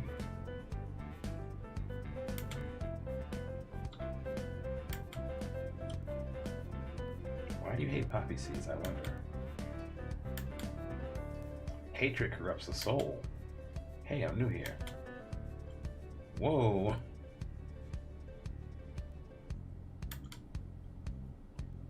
Are you talking literally? Yeah, I know. They seem to be everywhere. I'm surprised. I'm like, I figured they'd be in some urban area, because where you live at, Fourfold, there isn't that much stuff to eat. It's just a bunch of trees and stuff. I understand rats in the city, but not like rats in the burbs. It's like strange to me. No, hatred does not corrupt the soul, nor will poppy seeds, despite being a distant cousin of the bay leaf. They are? Well, that's interesting. I didn't know that. I had no idea.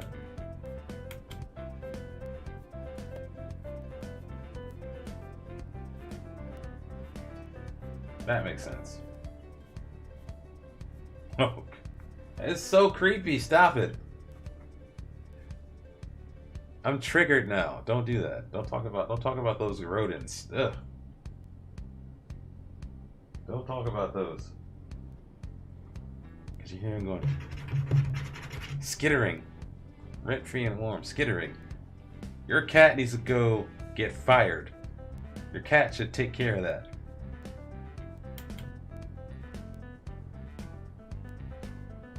Maddie's soul is full of hate. Trust me, I've seen the ultrasound. Ooh. Are you talking literally? Keyshawn does not know. No, hatred does not show up on an ultrasound. Keyshawn is dumb.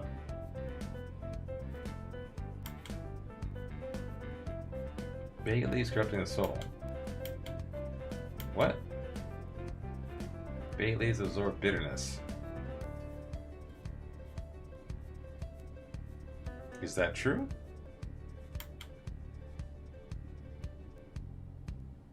Oh.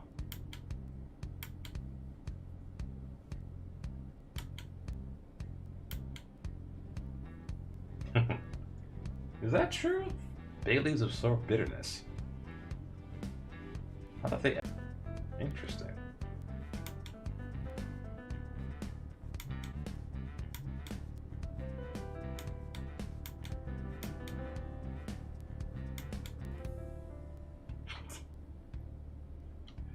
Oh, Kishan. The soul is not connected to your digestive tract, said Maddie. It's not your gut. So unless you're inhaling your food, it's not going to be a problem. Again, new guy here. Oh, soul. Respiratory system. That's a thing. Yes. Why do you think people are so into burning herbs and inhaling them? Oh, okay, Kishan is really ignorant. I always assumed that was just how, I don't know exactly how cannabis works, but it's like psychoactive. Oh man, they clowning this dude. They clowning this guy. No, not that herb. People burn incense.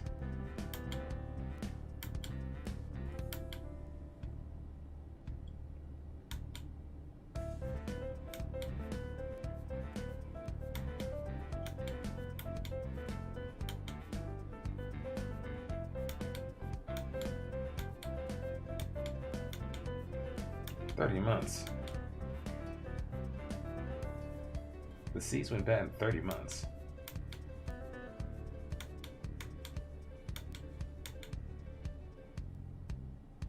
What the hell?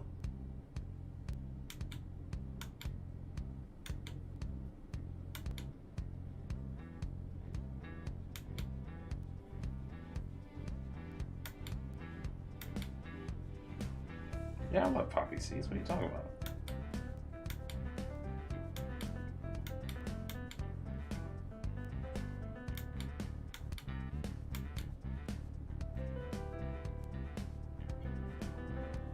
What are they talking about?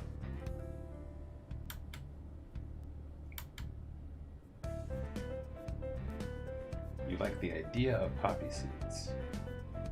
You like the idea of an herb that comes in discrete units called seeds, so that you don't have to wonder about how much a sprig is. It's something that you can picture as opposed to cumin that you wouldn't recognize even if I said it on your tongue, or rosemary, which you probably forget was a spice, and which you couldn't tell from thyme. When you see me disposing of poppy seeds, it pains you because it's something you can conceptualize. I told you that I hate cumin and had to flush a bunch of it down the sink. Would you be bothered by that? Probably not. So really, it is not I who am discriminating against the poppy seed. It is you who is discriminating against non-poppy seed spices.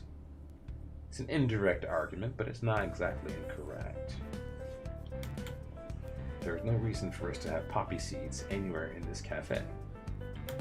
People claim they want them, but you can go years without ever serving up a single poppy seed and no one will notice its absence. Oh, here we go.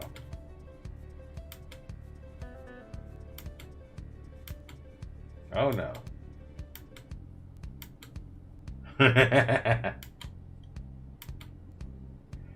Yep. Oh no. Saw that coming.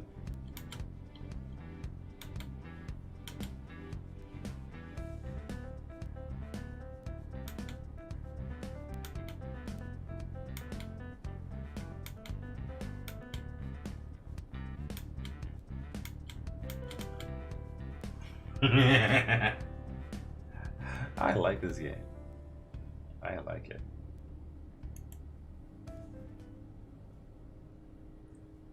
Let me get out of here. You know what? I'm gonna call it quits on this game.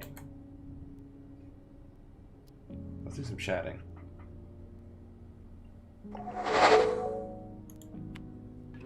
Yes, I'm sure I want to quit. How we doing, chat? Put some music on for a little bit. I'll change the title for a bit.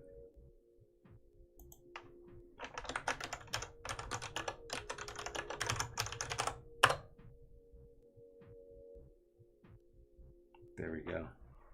And Brigada, if you're still tuned in, let me know. Fourfold, thanks for dropping in. As well as Pond. I'm not sure who else is watching, but thank you again for hanging out tonight. It's cool. How's everybody doing? Any plans for the weekend?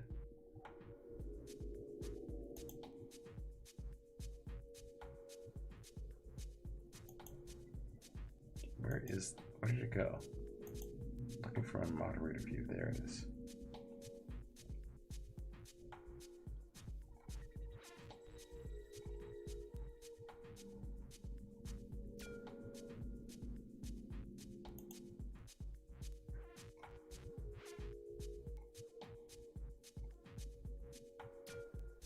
Bike riding.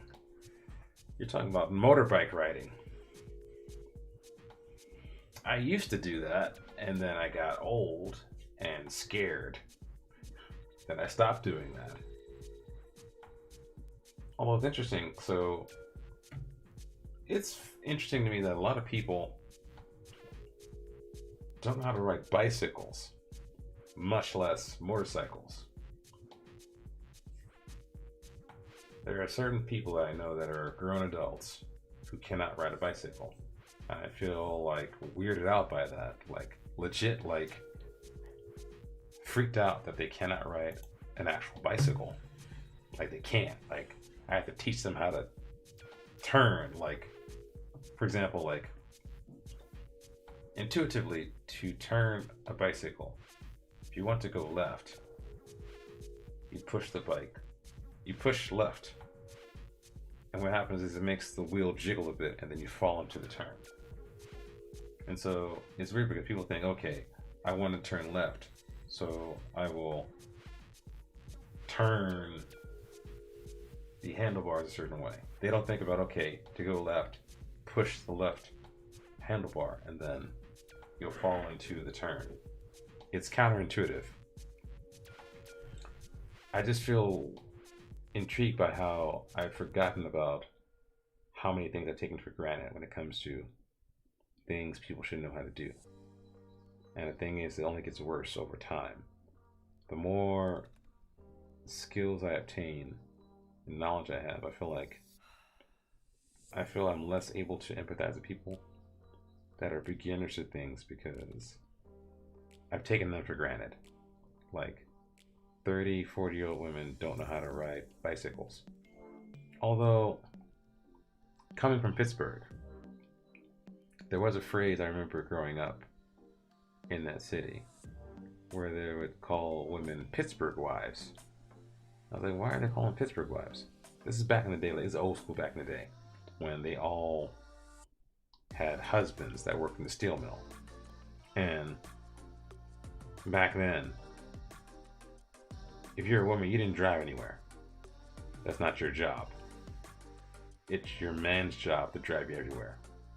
And so, since women have a longer lifespan than men, especially men who worked in like a very dangerous sort of environment like a steel mill or working in a coal mine or whatever, and drinking and smoking or whatever, usually the men didn't live that long. So what happened is they would pass away, and then you have a 50, 60, 70-year-old woman who doesn't know how to drive. And so they go to get their license. They mess up the whole license thing. Or the guy gets so frustrated he just says, you know what, pass, get out of here. I don't want to see you every month or so. And so they drive really poorly because they didn't have a lot of experience. It's not because they're women, it's because they didn't have a lot of experience driving, and they're picking up and acquiring a skill much later when they have lessened reaction time and probably lessened ability to acquire that physical skill to drive. And so for me, I'm thinking like, okay, if you can't ride a bicycle, I should be freaked out by that, but I should also be accepting that there are circumstances that might explain why you can't do that. In a similar fashion that you have Pittsburgh wives who cannot drive. I've heard about Cuban female drivers who are older as well. Like, they don't actually use the turn signal. Because apparently, I think it might confuse them. So what I've been told is this: they'll be driving and they'll sit there and they'll point their finger in the direction they plan to go. So you're driving like, why don't you turn? They're doing this and pointing this way. Just hit the turn signal. They can't. Making food, take care. Okay, Pond. Making food? You should be in bed, Pond. What's going on here? Alright, Pond. Thanks for hanging out, man. I appreciate it. Pond, are you going to stay in China for your next save, or are you going someplace else? Let me know.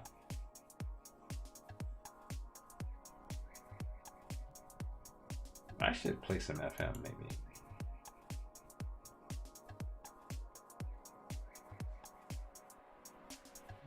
Maybe I shouldn't. I don't know. It's getting kind of late. It's 1 o'clock.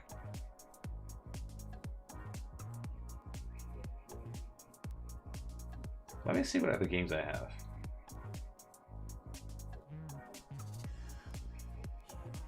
Do you guys like the whole visual novel then? I like that game we were just playing just now. I might want to play more and different kinds of visual novel games in the stream, just in general. That's true too. People are clumsy. Like Vero. Vero's clumsy. And so Vero can't walk up and down steps and stuff. So I totally get that. Totally get that.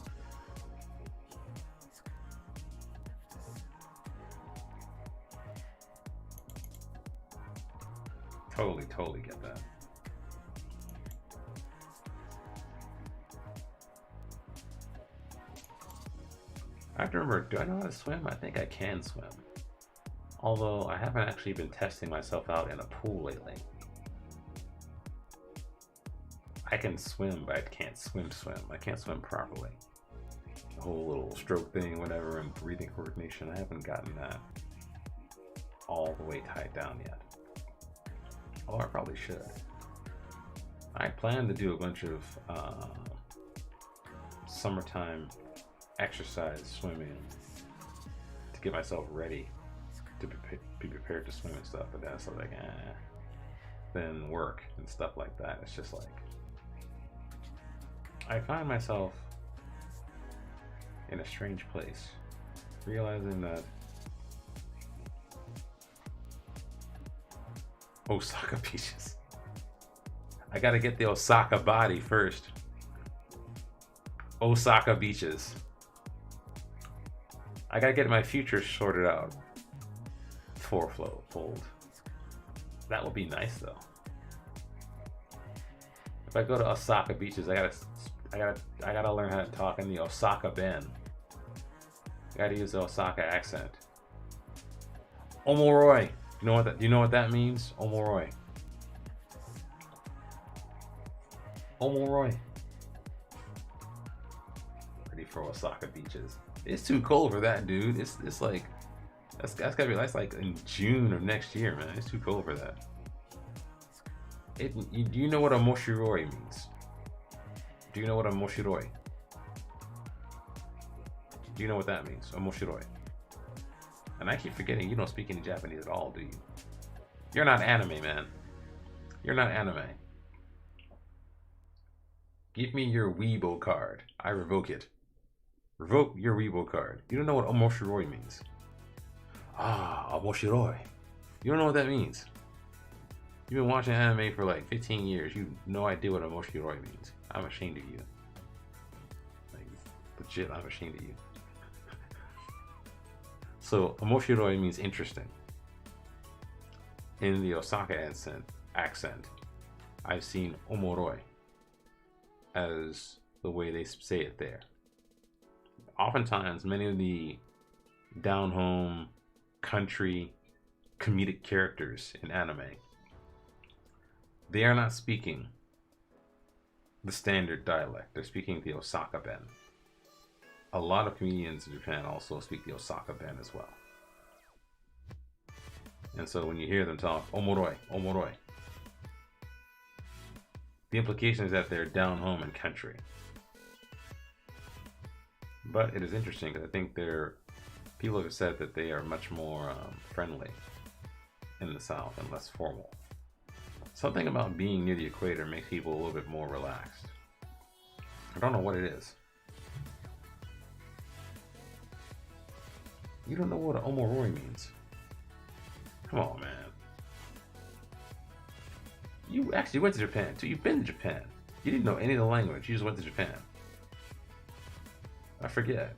That means if you can go, I can go. If you know nothing about the language and you made it, that means I can go and I'll be fine. That should be okay. Tokyo and Kyoto. You went to the tourist spots. Fair enough. I'll forgive you for that.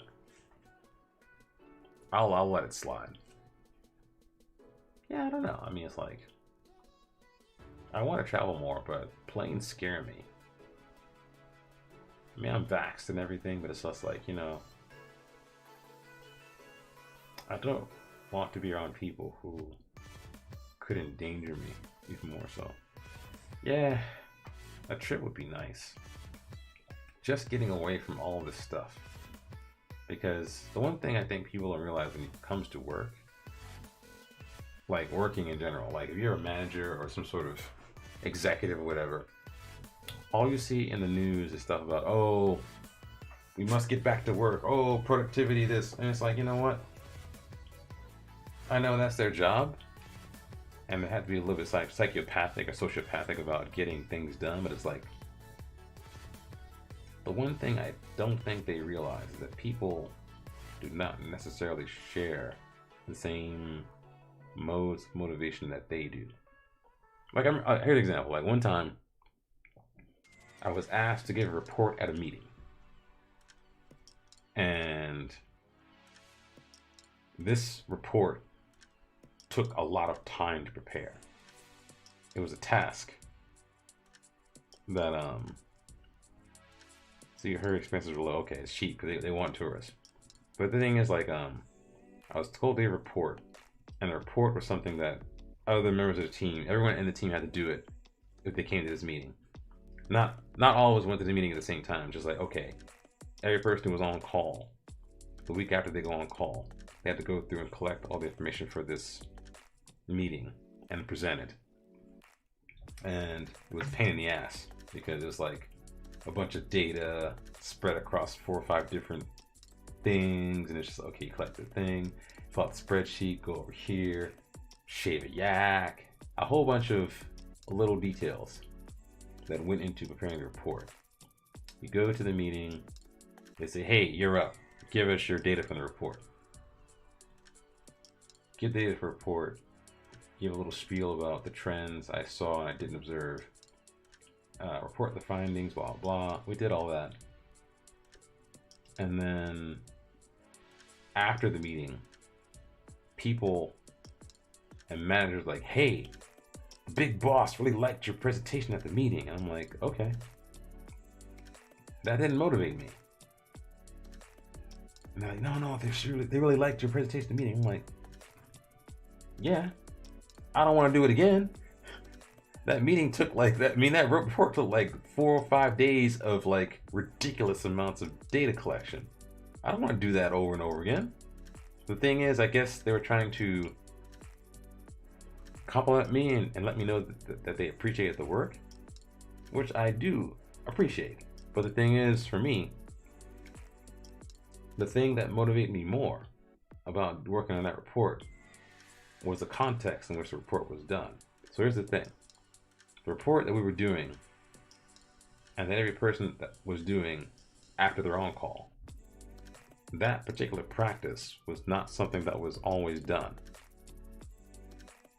Basically, one person was doing that report for 6, 7, 8, 9 months by themselves. So every week, this person is doing this big report and presenting the results at this meeting every week. And all of a sudden someone say, hey, you know what, since it's something that is contextual for on-call, maybe instead of that, you should share the burden. Every person who go on call, the next week you do the report, versus one person doing the report forever. I was like, oh, that makes total sense, So for me, the selling point for me wasn't that, oh, we did a report and the big boss liked it. For me, I liked the fact that the work I was doing was alleviating the burden on my coworker who had been doing this report by themselves for 6, 7, 8, 9 months. And so it's funny how people who are in leadership roles often presume upon the motivations of their underlings. They assumed, hey, if we compliment this guy, he'll work harder. And I'm like, no, I'm not doing it for you. I'm doing it because I care about my teammates. So rather than say, hey, you know what? To motivate this person, after the meeting, we're gonna gas them up. Yeah, you did a great job. The big boss liked the report. They should have been like, hey, you know what? This report sucks. We're gonna find some way to make it easier for you to collect this data or get rid of the whole thing. I'm like, that would be better because I'm motivated by taking care of my team. And so telling me that will be better than saying, hey, we really like the work you did for that big report. I'm like, you're not sucking me in. Because one thing I know that a lot of these guys do in leadership roles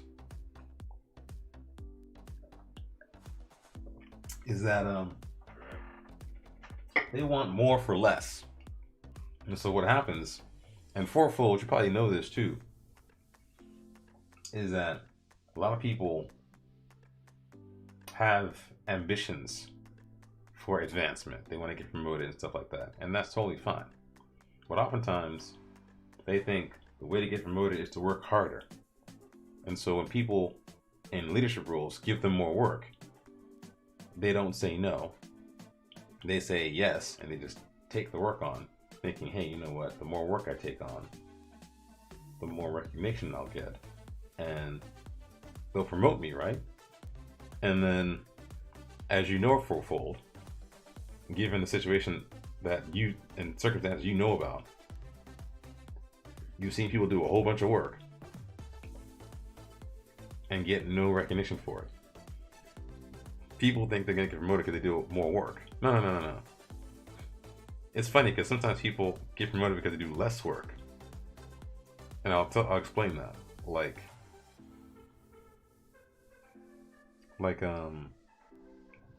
some guy actually did this at some job I remember, where usually when people are in a team, everyone in the team goes on call.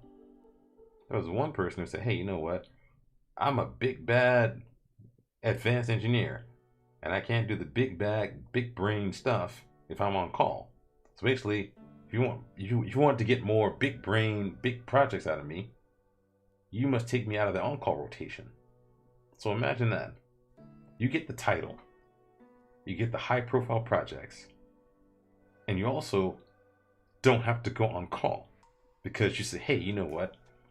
If you take me on call, you're going to remove my ability to do the big bad, big brain projects. So imagine that. This guy gets promoted and gets more prestige and stuff with less work. Whereas the peons go on call and do all the other little stuff. And they're like, hey, promote me. I did all this work you asked for. In other words, by actually being someone who opposes work and someone who pretends like that you're like a consultant versus being a peon, they recognize that more. Like imagine working at a job and you intend to quit in 2 weeks. How would you approach your interactions and your relationships with people if you thought, hey, you know what, I'm going to quit? Lockers, what's going on with you? How you feeling, Lockers? How you feeling?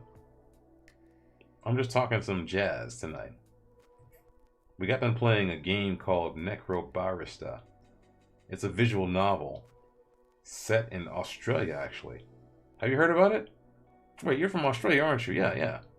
Necrobarista, Necrobarista is set in Australia. Yeah. How you doing, man?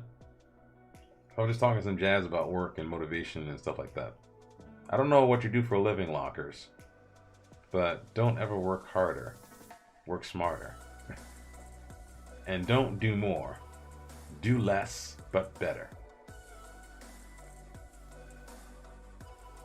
Oh, you never heard of this game? I'll show it to you.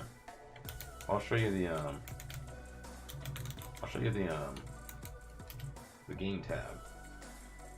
It's a good game. It's kind of relaxing. It's not something you want to do like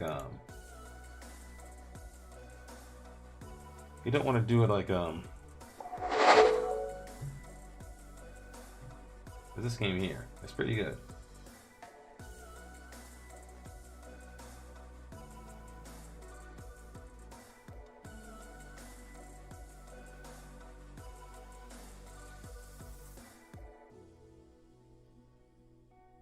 It's a visual novel, so it's not really fast. But it's a vibe. I liked it. It's a good game.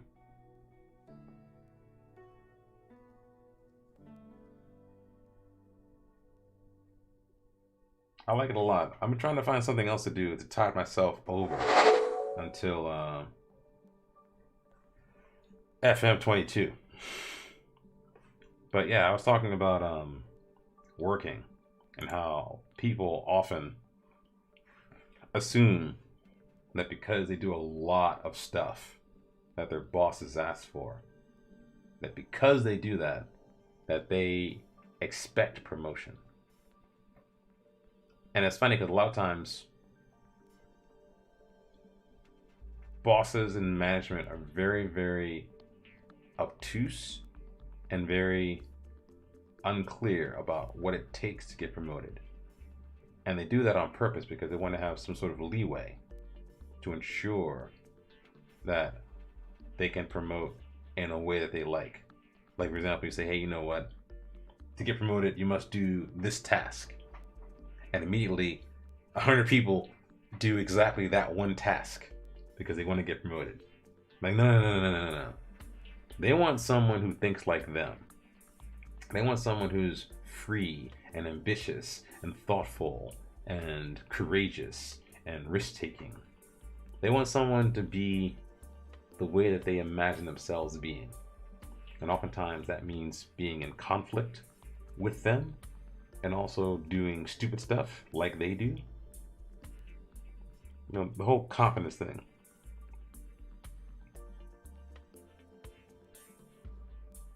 Ad man. Noah! Hey! I see an ad break. Oh no, should have warned me. Oh, wait a second. Oh, you call me ad man? Oh, you're making fun of me, huh? I'm gonna get you, Noah. I'm gonna get you. Gonna make you suffer.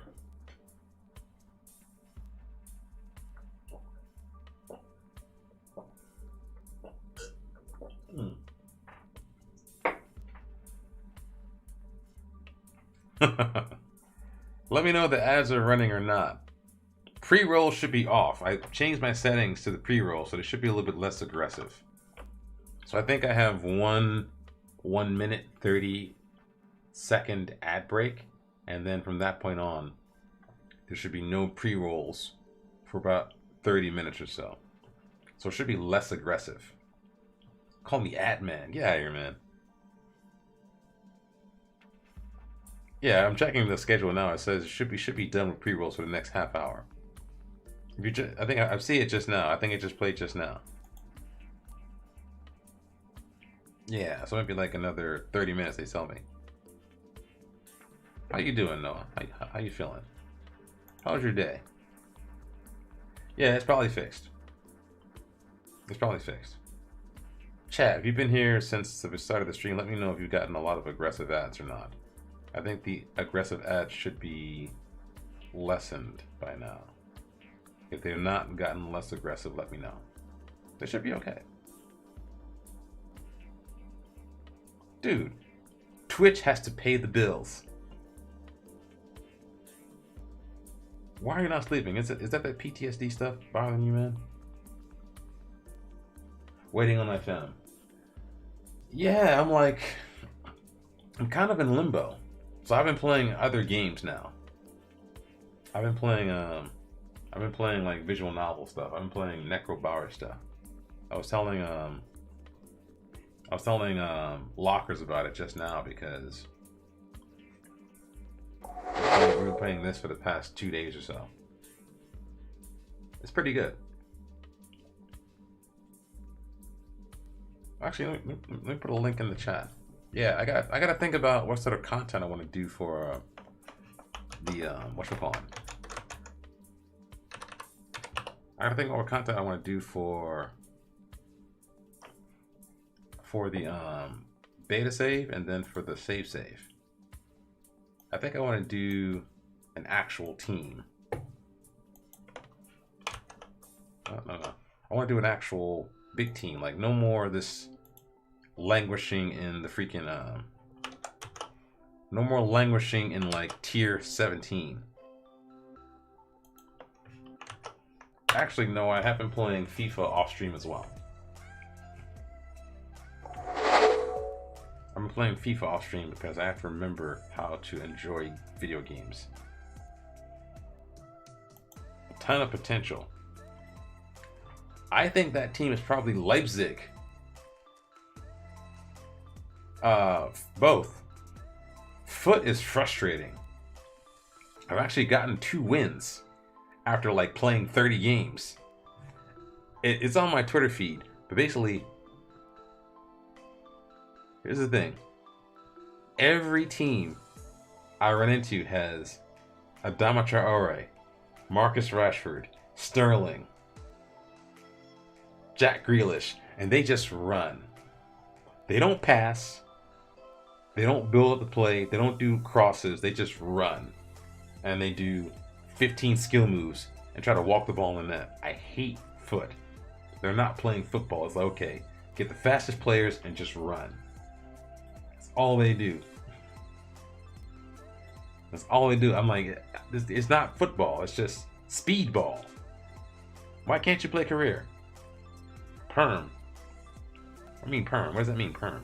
I don't know what you mean. I can't play career. I always win no matter what. What? You win with those crappy players. Wait, do you play on legendary? Oh, permit. Okay. I was like, what are you talking about? Perm? Legendary hair.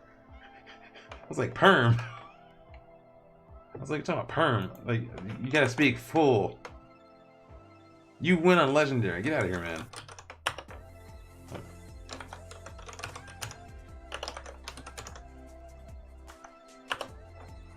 What are you sharing? What sort of stuff are you sharing with me today? Permabald. I'm only as bald as I want to be, man. Only as bald as I want to be. What is this? FIFA EA FIFA Ultimate Team web app. What is this? What does this do? This is a squad builder? Oh, I'm not logging into this. What does this do? I have an EA login. I forget what it is. What's it supposed to do? This is my free-to-play team. I was like, what is this? It's just an app. You sent me the app. Oh, you're trying to share your team. Okay. You're trying to share your team. Well, let me know when you get the link. I'll give you another permit. Hold on a second. I'll give you another permit to try it again. Okay. You're sharing me your team. Okay. Let me know when you're done and I'll pull the trigger on it. But yeah, I think I want to play some more visual novel games. I've also been looking into weird stuff. I might get back into Crusader Kings. Might also want to try Cycling Manager. Maybe Cricket Manager or Cricket Captain. Maybe Cricket Captain. The thing is, I'm a little bit hesitant to pick up any more management games because I'll just get remembering how much I want to play FM. I don't hear that whine and noise. Your permits are your permits here. Come on, give it to me. There you go. Let's look at this team you got here. What you got going here? What you got going on here? Let's see what you have here.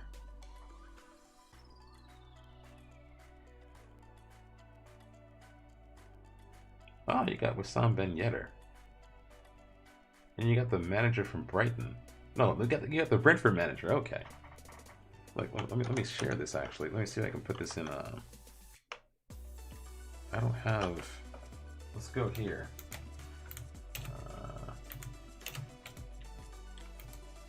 Go to that tab. Let's open this up. Let's let the stream see this. Oh, hold on. That's broken. Click this. Let's let the stream see this. What? I can't use Microsoft Edge. Are you serious? I don't have Chrome installed. This thing, FIFA is ass. Because of stuff like this. I cannot view your team on Microsoft Edge. I can only view them on what? It wants an updated browser. Okay, they want a browser update. Never mind. I'm not gonna do that right now. So I can't view your stuff on an older version of Microsoft Edge. See, EA is ass. Let's read your team. So your striker is Wissam Ben Yedder. Your right-sided forward is Ousmane Dembele. You have Alain Saint-Maximin as left wing. You have Paul Pogba in the middle of the park. I like that. Bruno Fernandes on center mid. You got Nabil Fekir, center mid on the right side. You got Henderson on the left, wing back. Joel Gomez, center back.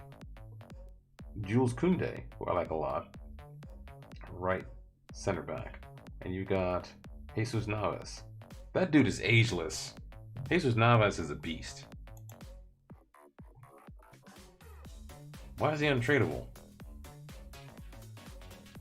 Who doesn't play a 4-4-2 gegenpress? That's all people do is 4-4-2 gegenpress.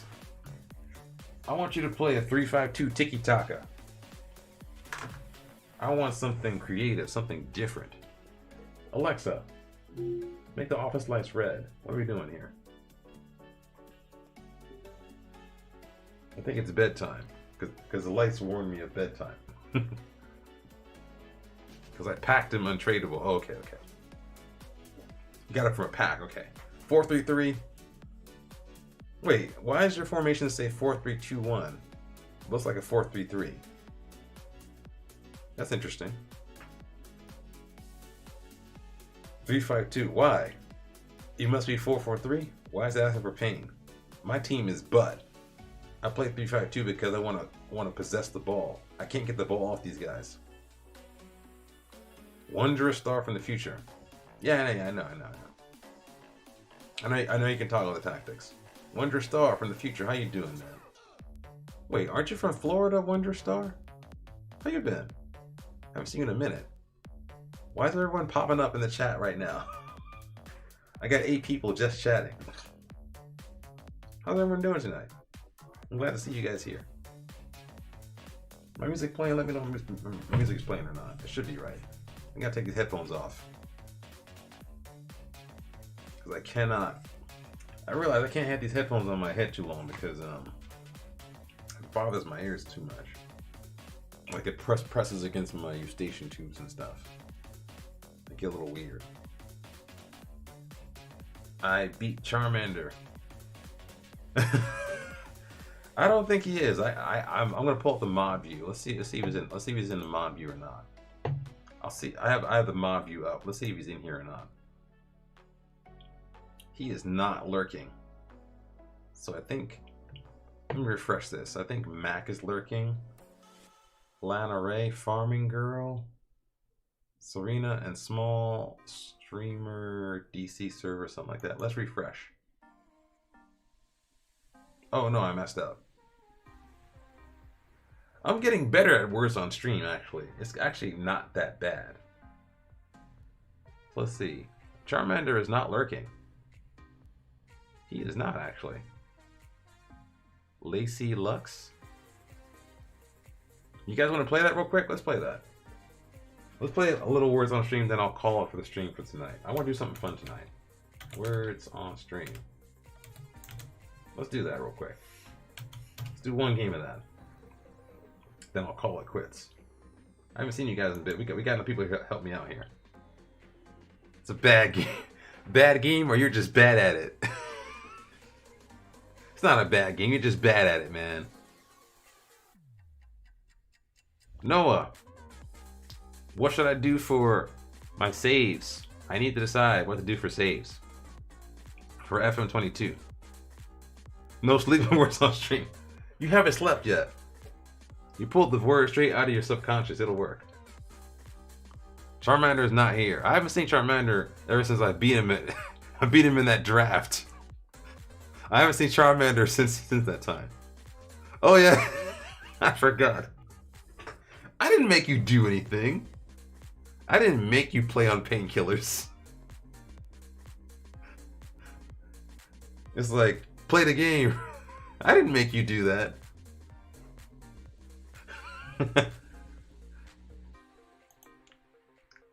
Last time you were playing painkillers, root canal infection. That's a coincidence, man.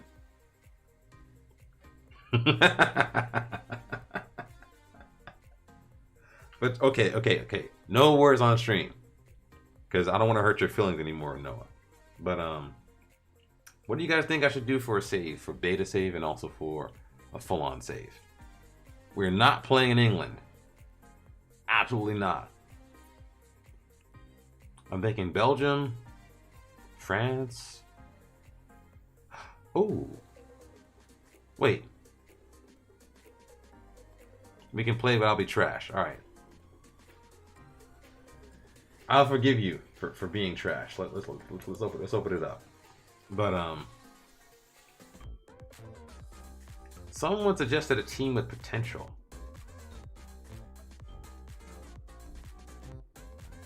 Oh, okay. Yeah, I was thinking like, yeah, a French team might be nice. Yeah, something like that might work. Yeah, okay. That's an idea. Okay. I have never played in France. Okay, we'll do France for the beta save. And we'll pick a team with high potential for the full-on save. I think I know a team that has that.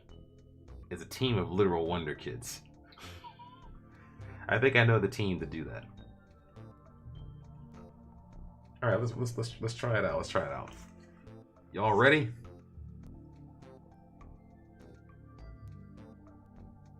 All ready? Let's do this. Let's do some work on the stream. Let's hook it up.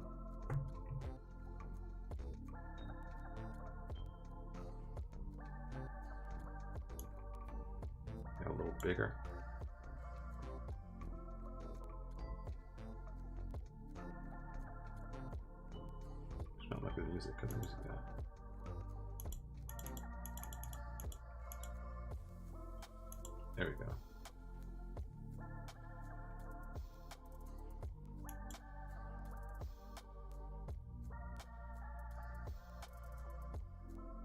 Yeah. That sounds exciting, Noah. Something like that. I like that.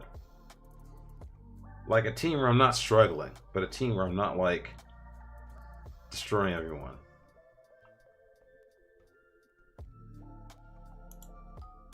Y'all ready? Let's do it. Oh crap. How do we do this?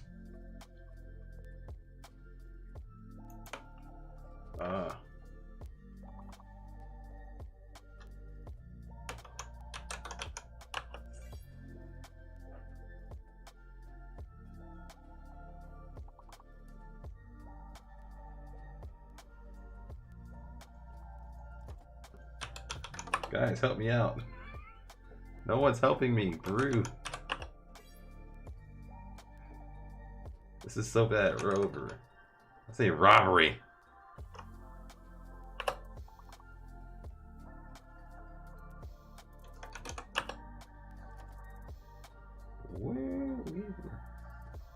Robbery? This is bad. I'm halfway asleep. I'm like, no, I'm just like, huh? What is this? Webry. Whoa, web, we, why?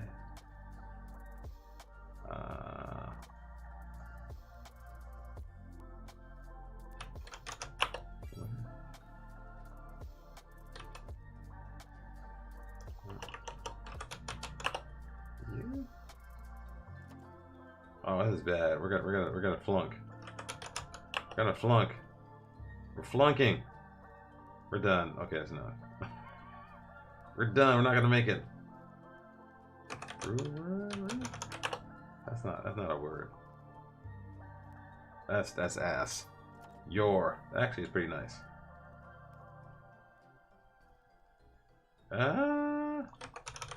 Beer.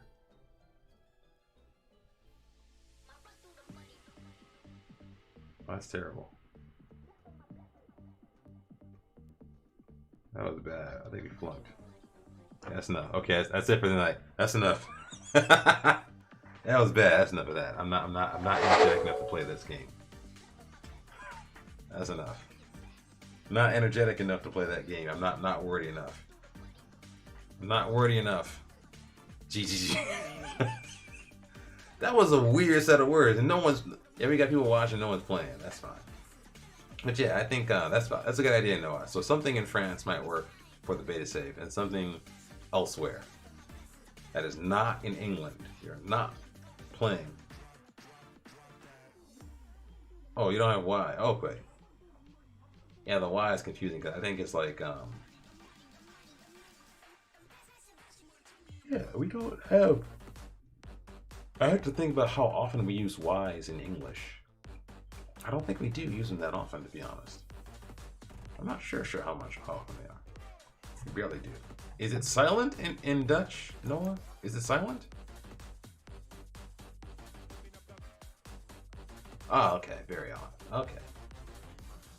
It's hard for me to know because, hey. I see. Interesting. But yeah, it's like a save in France might work with one of those teams, Lille, Lyon, something like that. And then a save someplace else. Someplace that has wide center backs.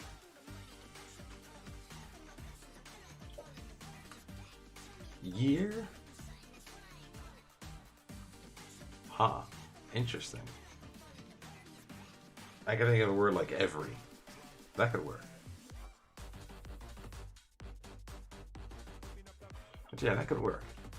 But yeah, the thing is for me, I think in FM, I think I'm gonna be frank. I've been burnt. I've been burnt out. Not with streaming, but just like everything else. And I'm very cautious about the energy I bring when I come to stream because I want to make sure that I come to stream, I come correct. Make sure you guys are engaged and having a good time. And usually it was very, very easy for me to be motivated because I was very adrenalized when I streamed initially. And then once I got too relaxed, my energy levels will drop a bit. I don't know. I think it'll be fun.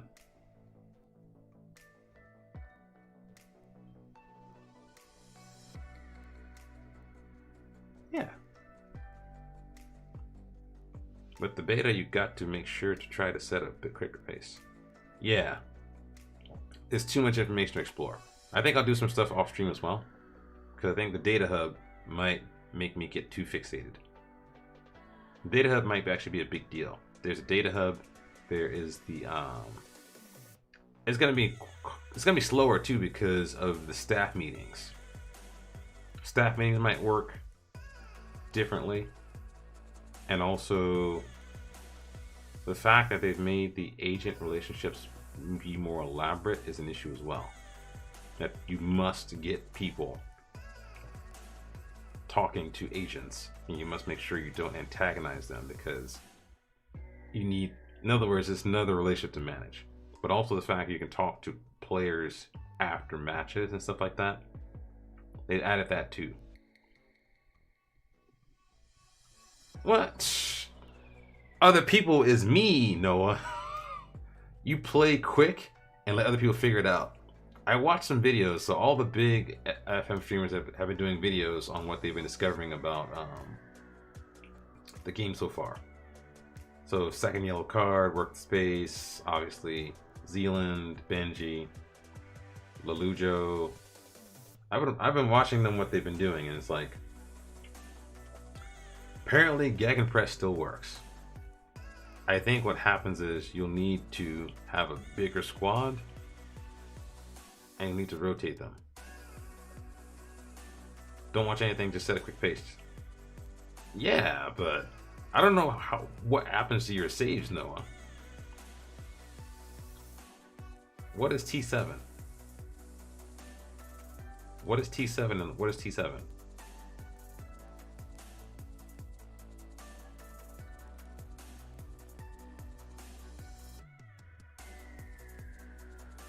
What is T7? I don't know what that is. Oh, you're 7th in the world. What? Below 2 cheaters. How do you know they were cheating? How do you know they were cheating? You gotta explain that. You're 7th in the world below 2 cheaters. How do you know they were cheating? You knew they were scum saving or something? What were they doing? How did you know they were cheating? They didn't have a proper club name, so they had a fake club. They're just making something up. Okay. I see. Okay, you could tell by their name. They use the editor. Yeah.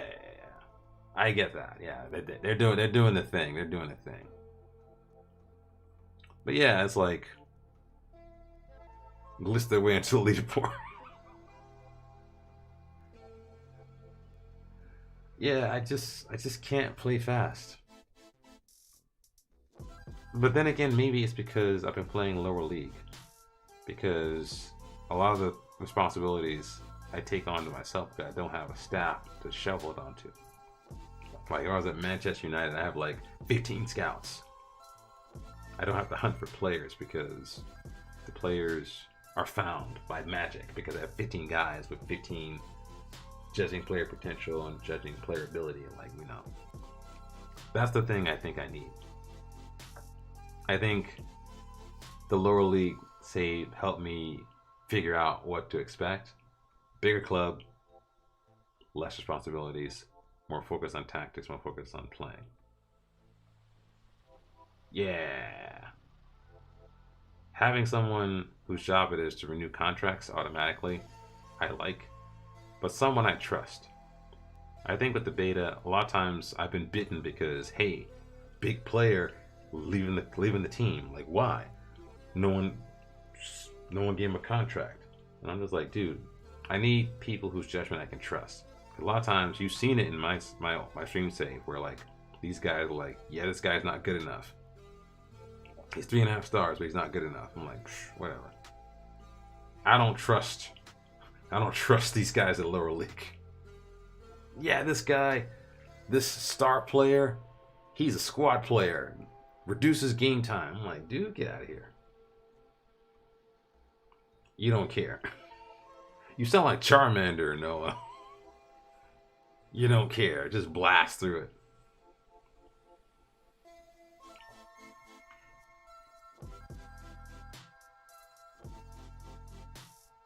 But yeah, I'm guessing the idea is to actually exercise aspects of the game to figure out what the mechanics are.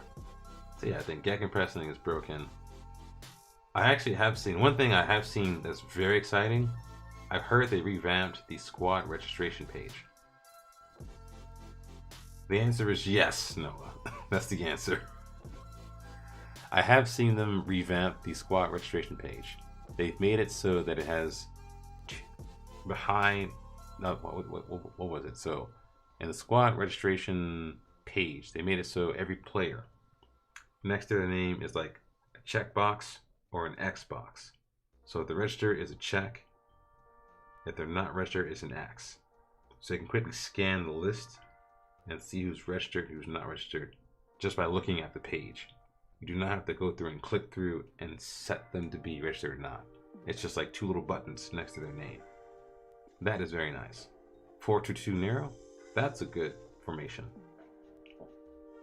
Are you playing that with the advanced wingbacks or the fullbacks? Are you playing with the flat four, or are you playing with the four with the two? Yeah, tiki-taka. That's perfect for that.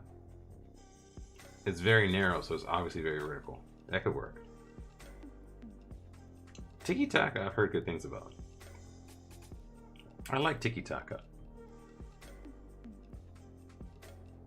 I like tiki-taka. Because the goals you get are so extraordinary. I like tiki-taka. I'm hoping they do something too to nerf the whole Shadow Striker, Strikerless Bull. That has to stop. The Strikerless stuff must be stopped. It is not nerfed. It just hurts your players. You can play it for 1 or 2 matches, but the players will get shattered. The stamina will be done. So play 1 game, you're okay. Regular gegenpress. Next game, you might score, then you start giving up goals late in matches.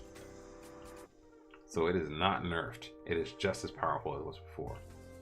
The thing is, if you're a rich club, you probably could get around it by having a very deep squad that you rotate.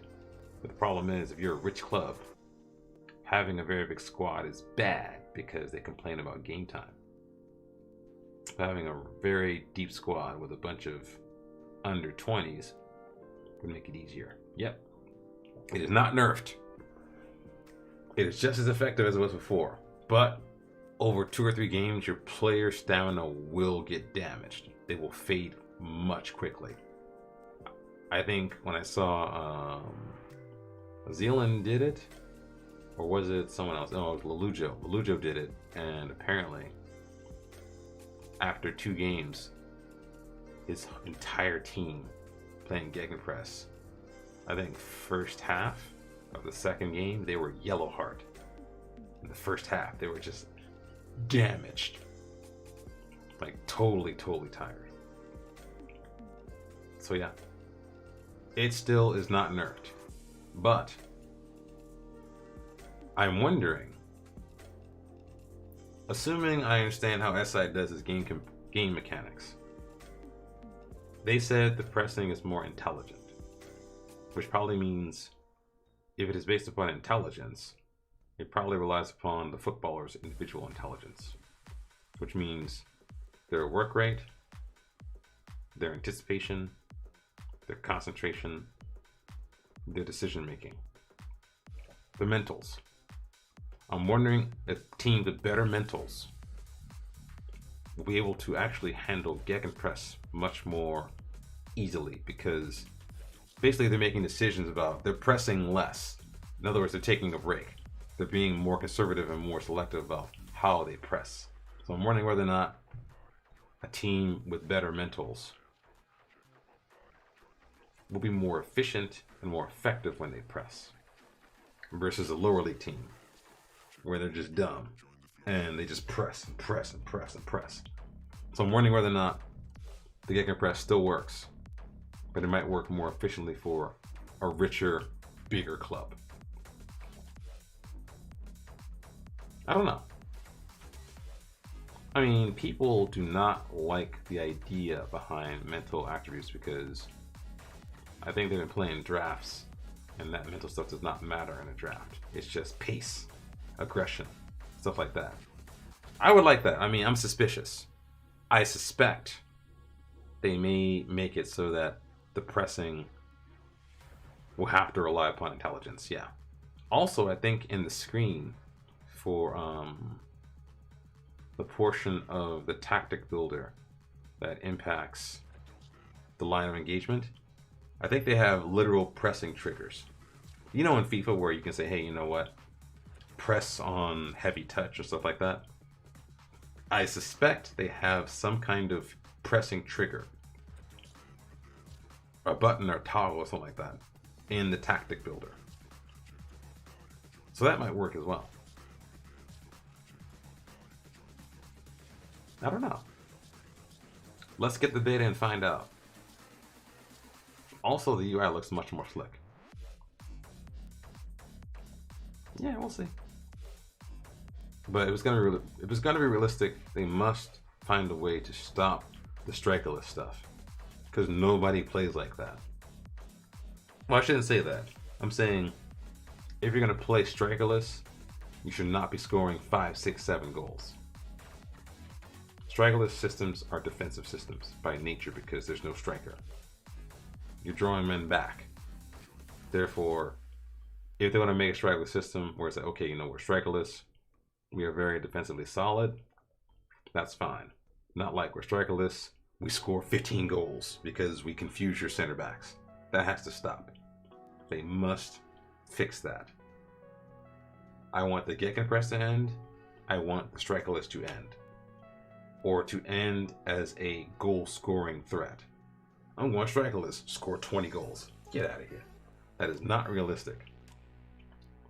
I'm not mad at anyone who plays those tactics or anything like that. I'm not a hater, but it's just like, I want to play systems that they play in real life. You know, I mean, it's like, you know what? Let's go strikerless, score 20 goals. Get out of here. It's not an exploit, but it's just like, it kind of feels like it is. It's not an exploit, but it feels like it is. So yeah, I don't know. We'll see. So wait, Noah, what city were you gonna do? I'm going to France. I've decided I'm gonna go to France for the beta. What are you gonna do for the beta and for the alpha? That's for the release. I forgot where you were. I forgot where your save was. Refresh my memory. Milan. Ooh, that's tasty. Cause you got youth and experience. Pex Worley. Oh, okay. You're doing a Dutch club, I think. That's cool. That's cool. You're done for the year. Are you sick of FM?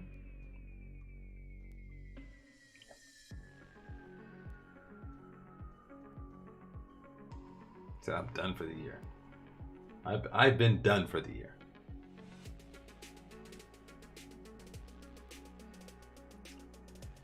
I think, yeah.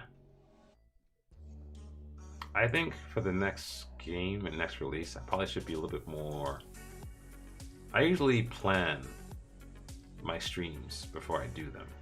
I have a content plan and stuff. I think probably for FM 22, I should consciously schedule game variety to make sure I don't get burnt. I think I kind of did not do that for the FM21. I just played and played and played. I think I need other games to stretch my brain in different ways so I don't get burnt out on FM22. Like, real talk, Noah, I have been playing FIFA. I've been playing Foot. I play it on my Xbox. I don't play it on PC. Because I needed to remember that games were fun and also frustrating. I needed to play a game to make sure I remember that games were enjoyable. I think the stream and FM itself is exhausting. And so I'm hoping not to replicate that experience in FM22. I need to spice things up. So yeah, I totally get that. I totally get the whole burnout thing without a question. I get that. I was actually looking into Cycling Manager. What was it? No, it was a bicycling, something like that. But someone told me not to buy it because the game was full of bugs and stuff. Or Tour de France. I don't know. I think the whole visual novel game is kind of cool because it's slow pace. And exactly, I shouldn't. But it wasn't like I was forcing it myself. I was just addicted. Like, I wanted to play, but I think I was kind of stuck in two minds. Where like I played for fun, but also the game just grinds you. The game FM is a beautiful game, but the game can destroy your soul because it's so fun, but also so cheap sometimes. It really is so cheap. You know what I mean? Where it's like 2.5 XG, but you lose by 3 goals. And it's just like, stop it. I mean, I'm not saying that never happens, but it's just like ridiculous. It's just not fair sometimes. You're right. You don't want to force it.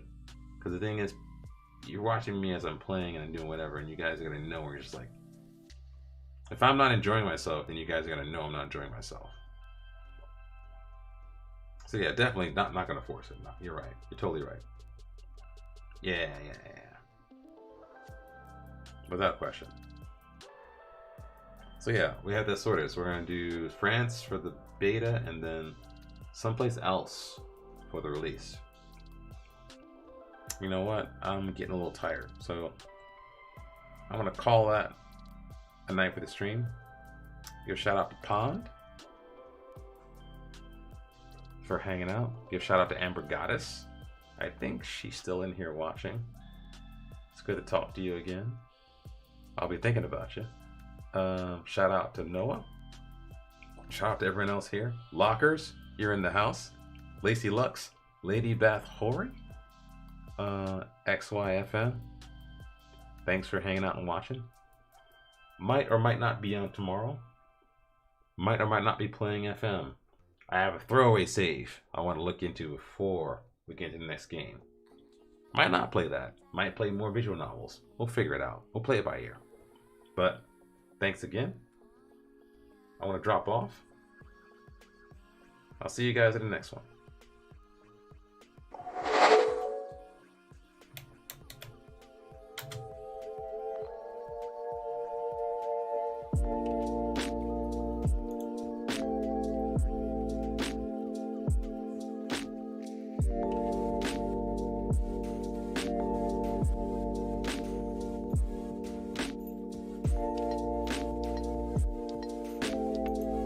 Yeah, shout out to Fourfold. Fourfold, you're in the house, man.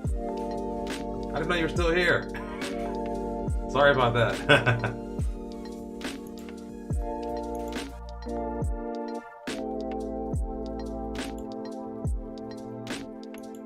Fourfold's in the house.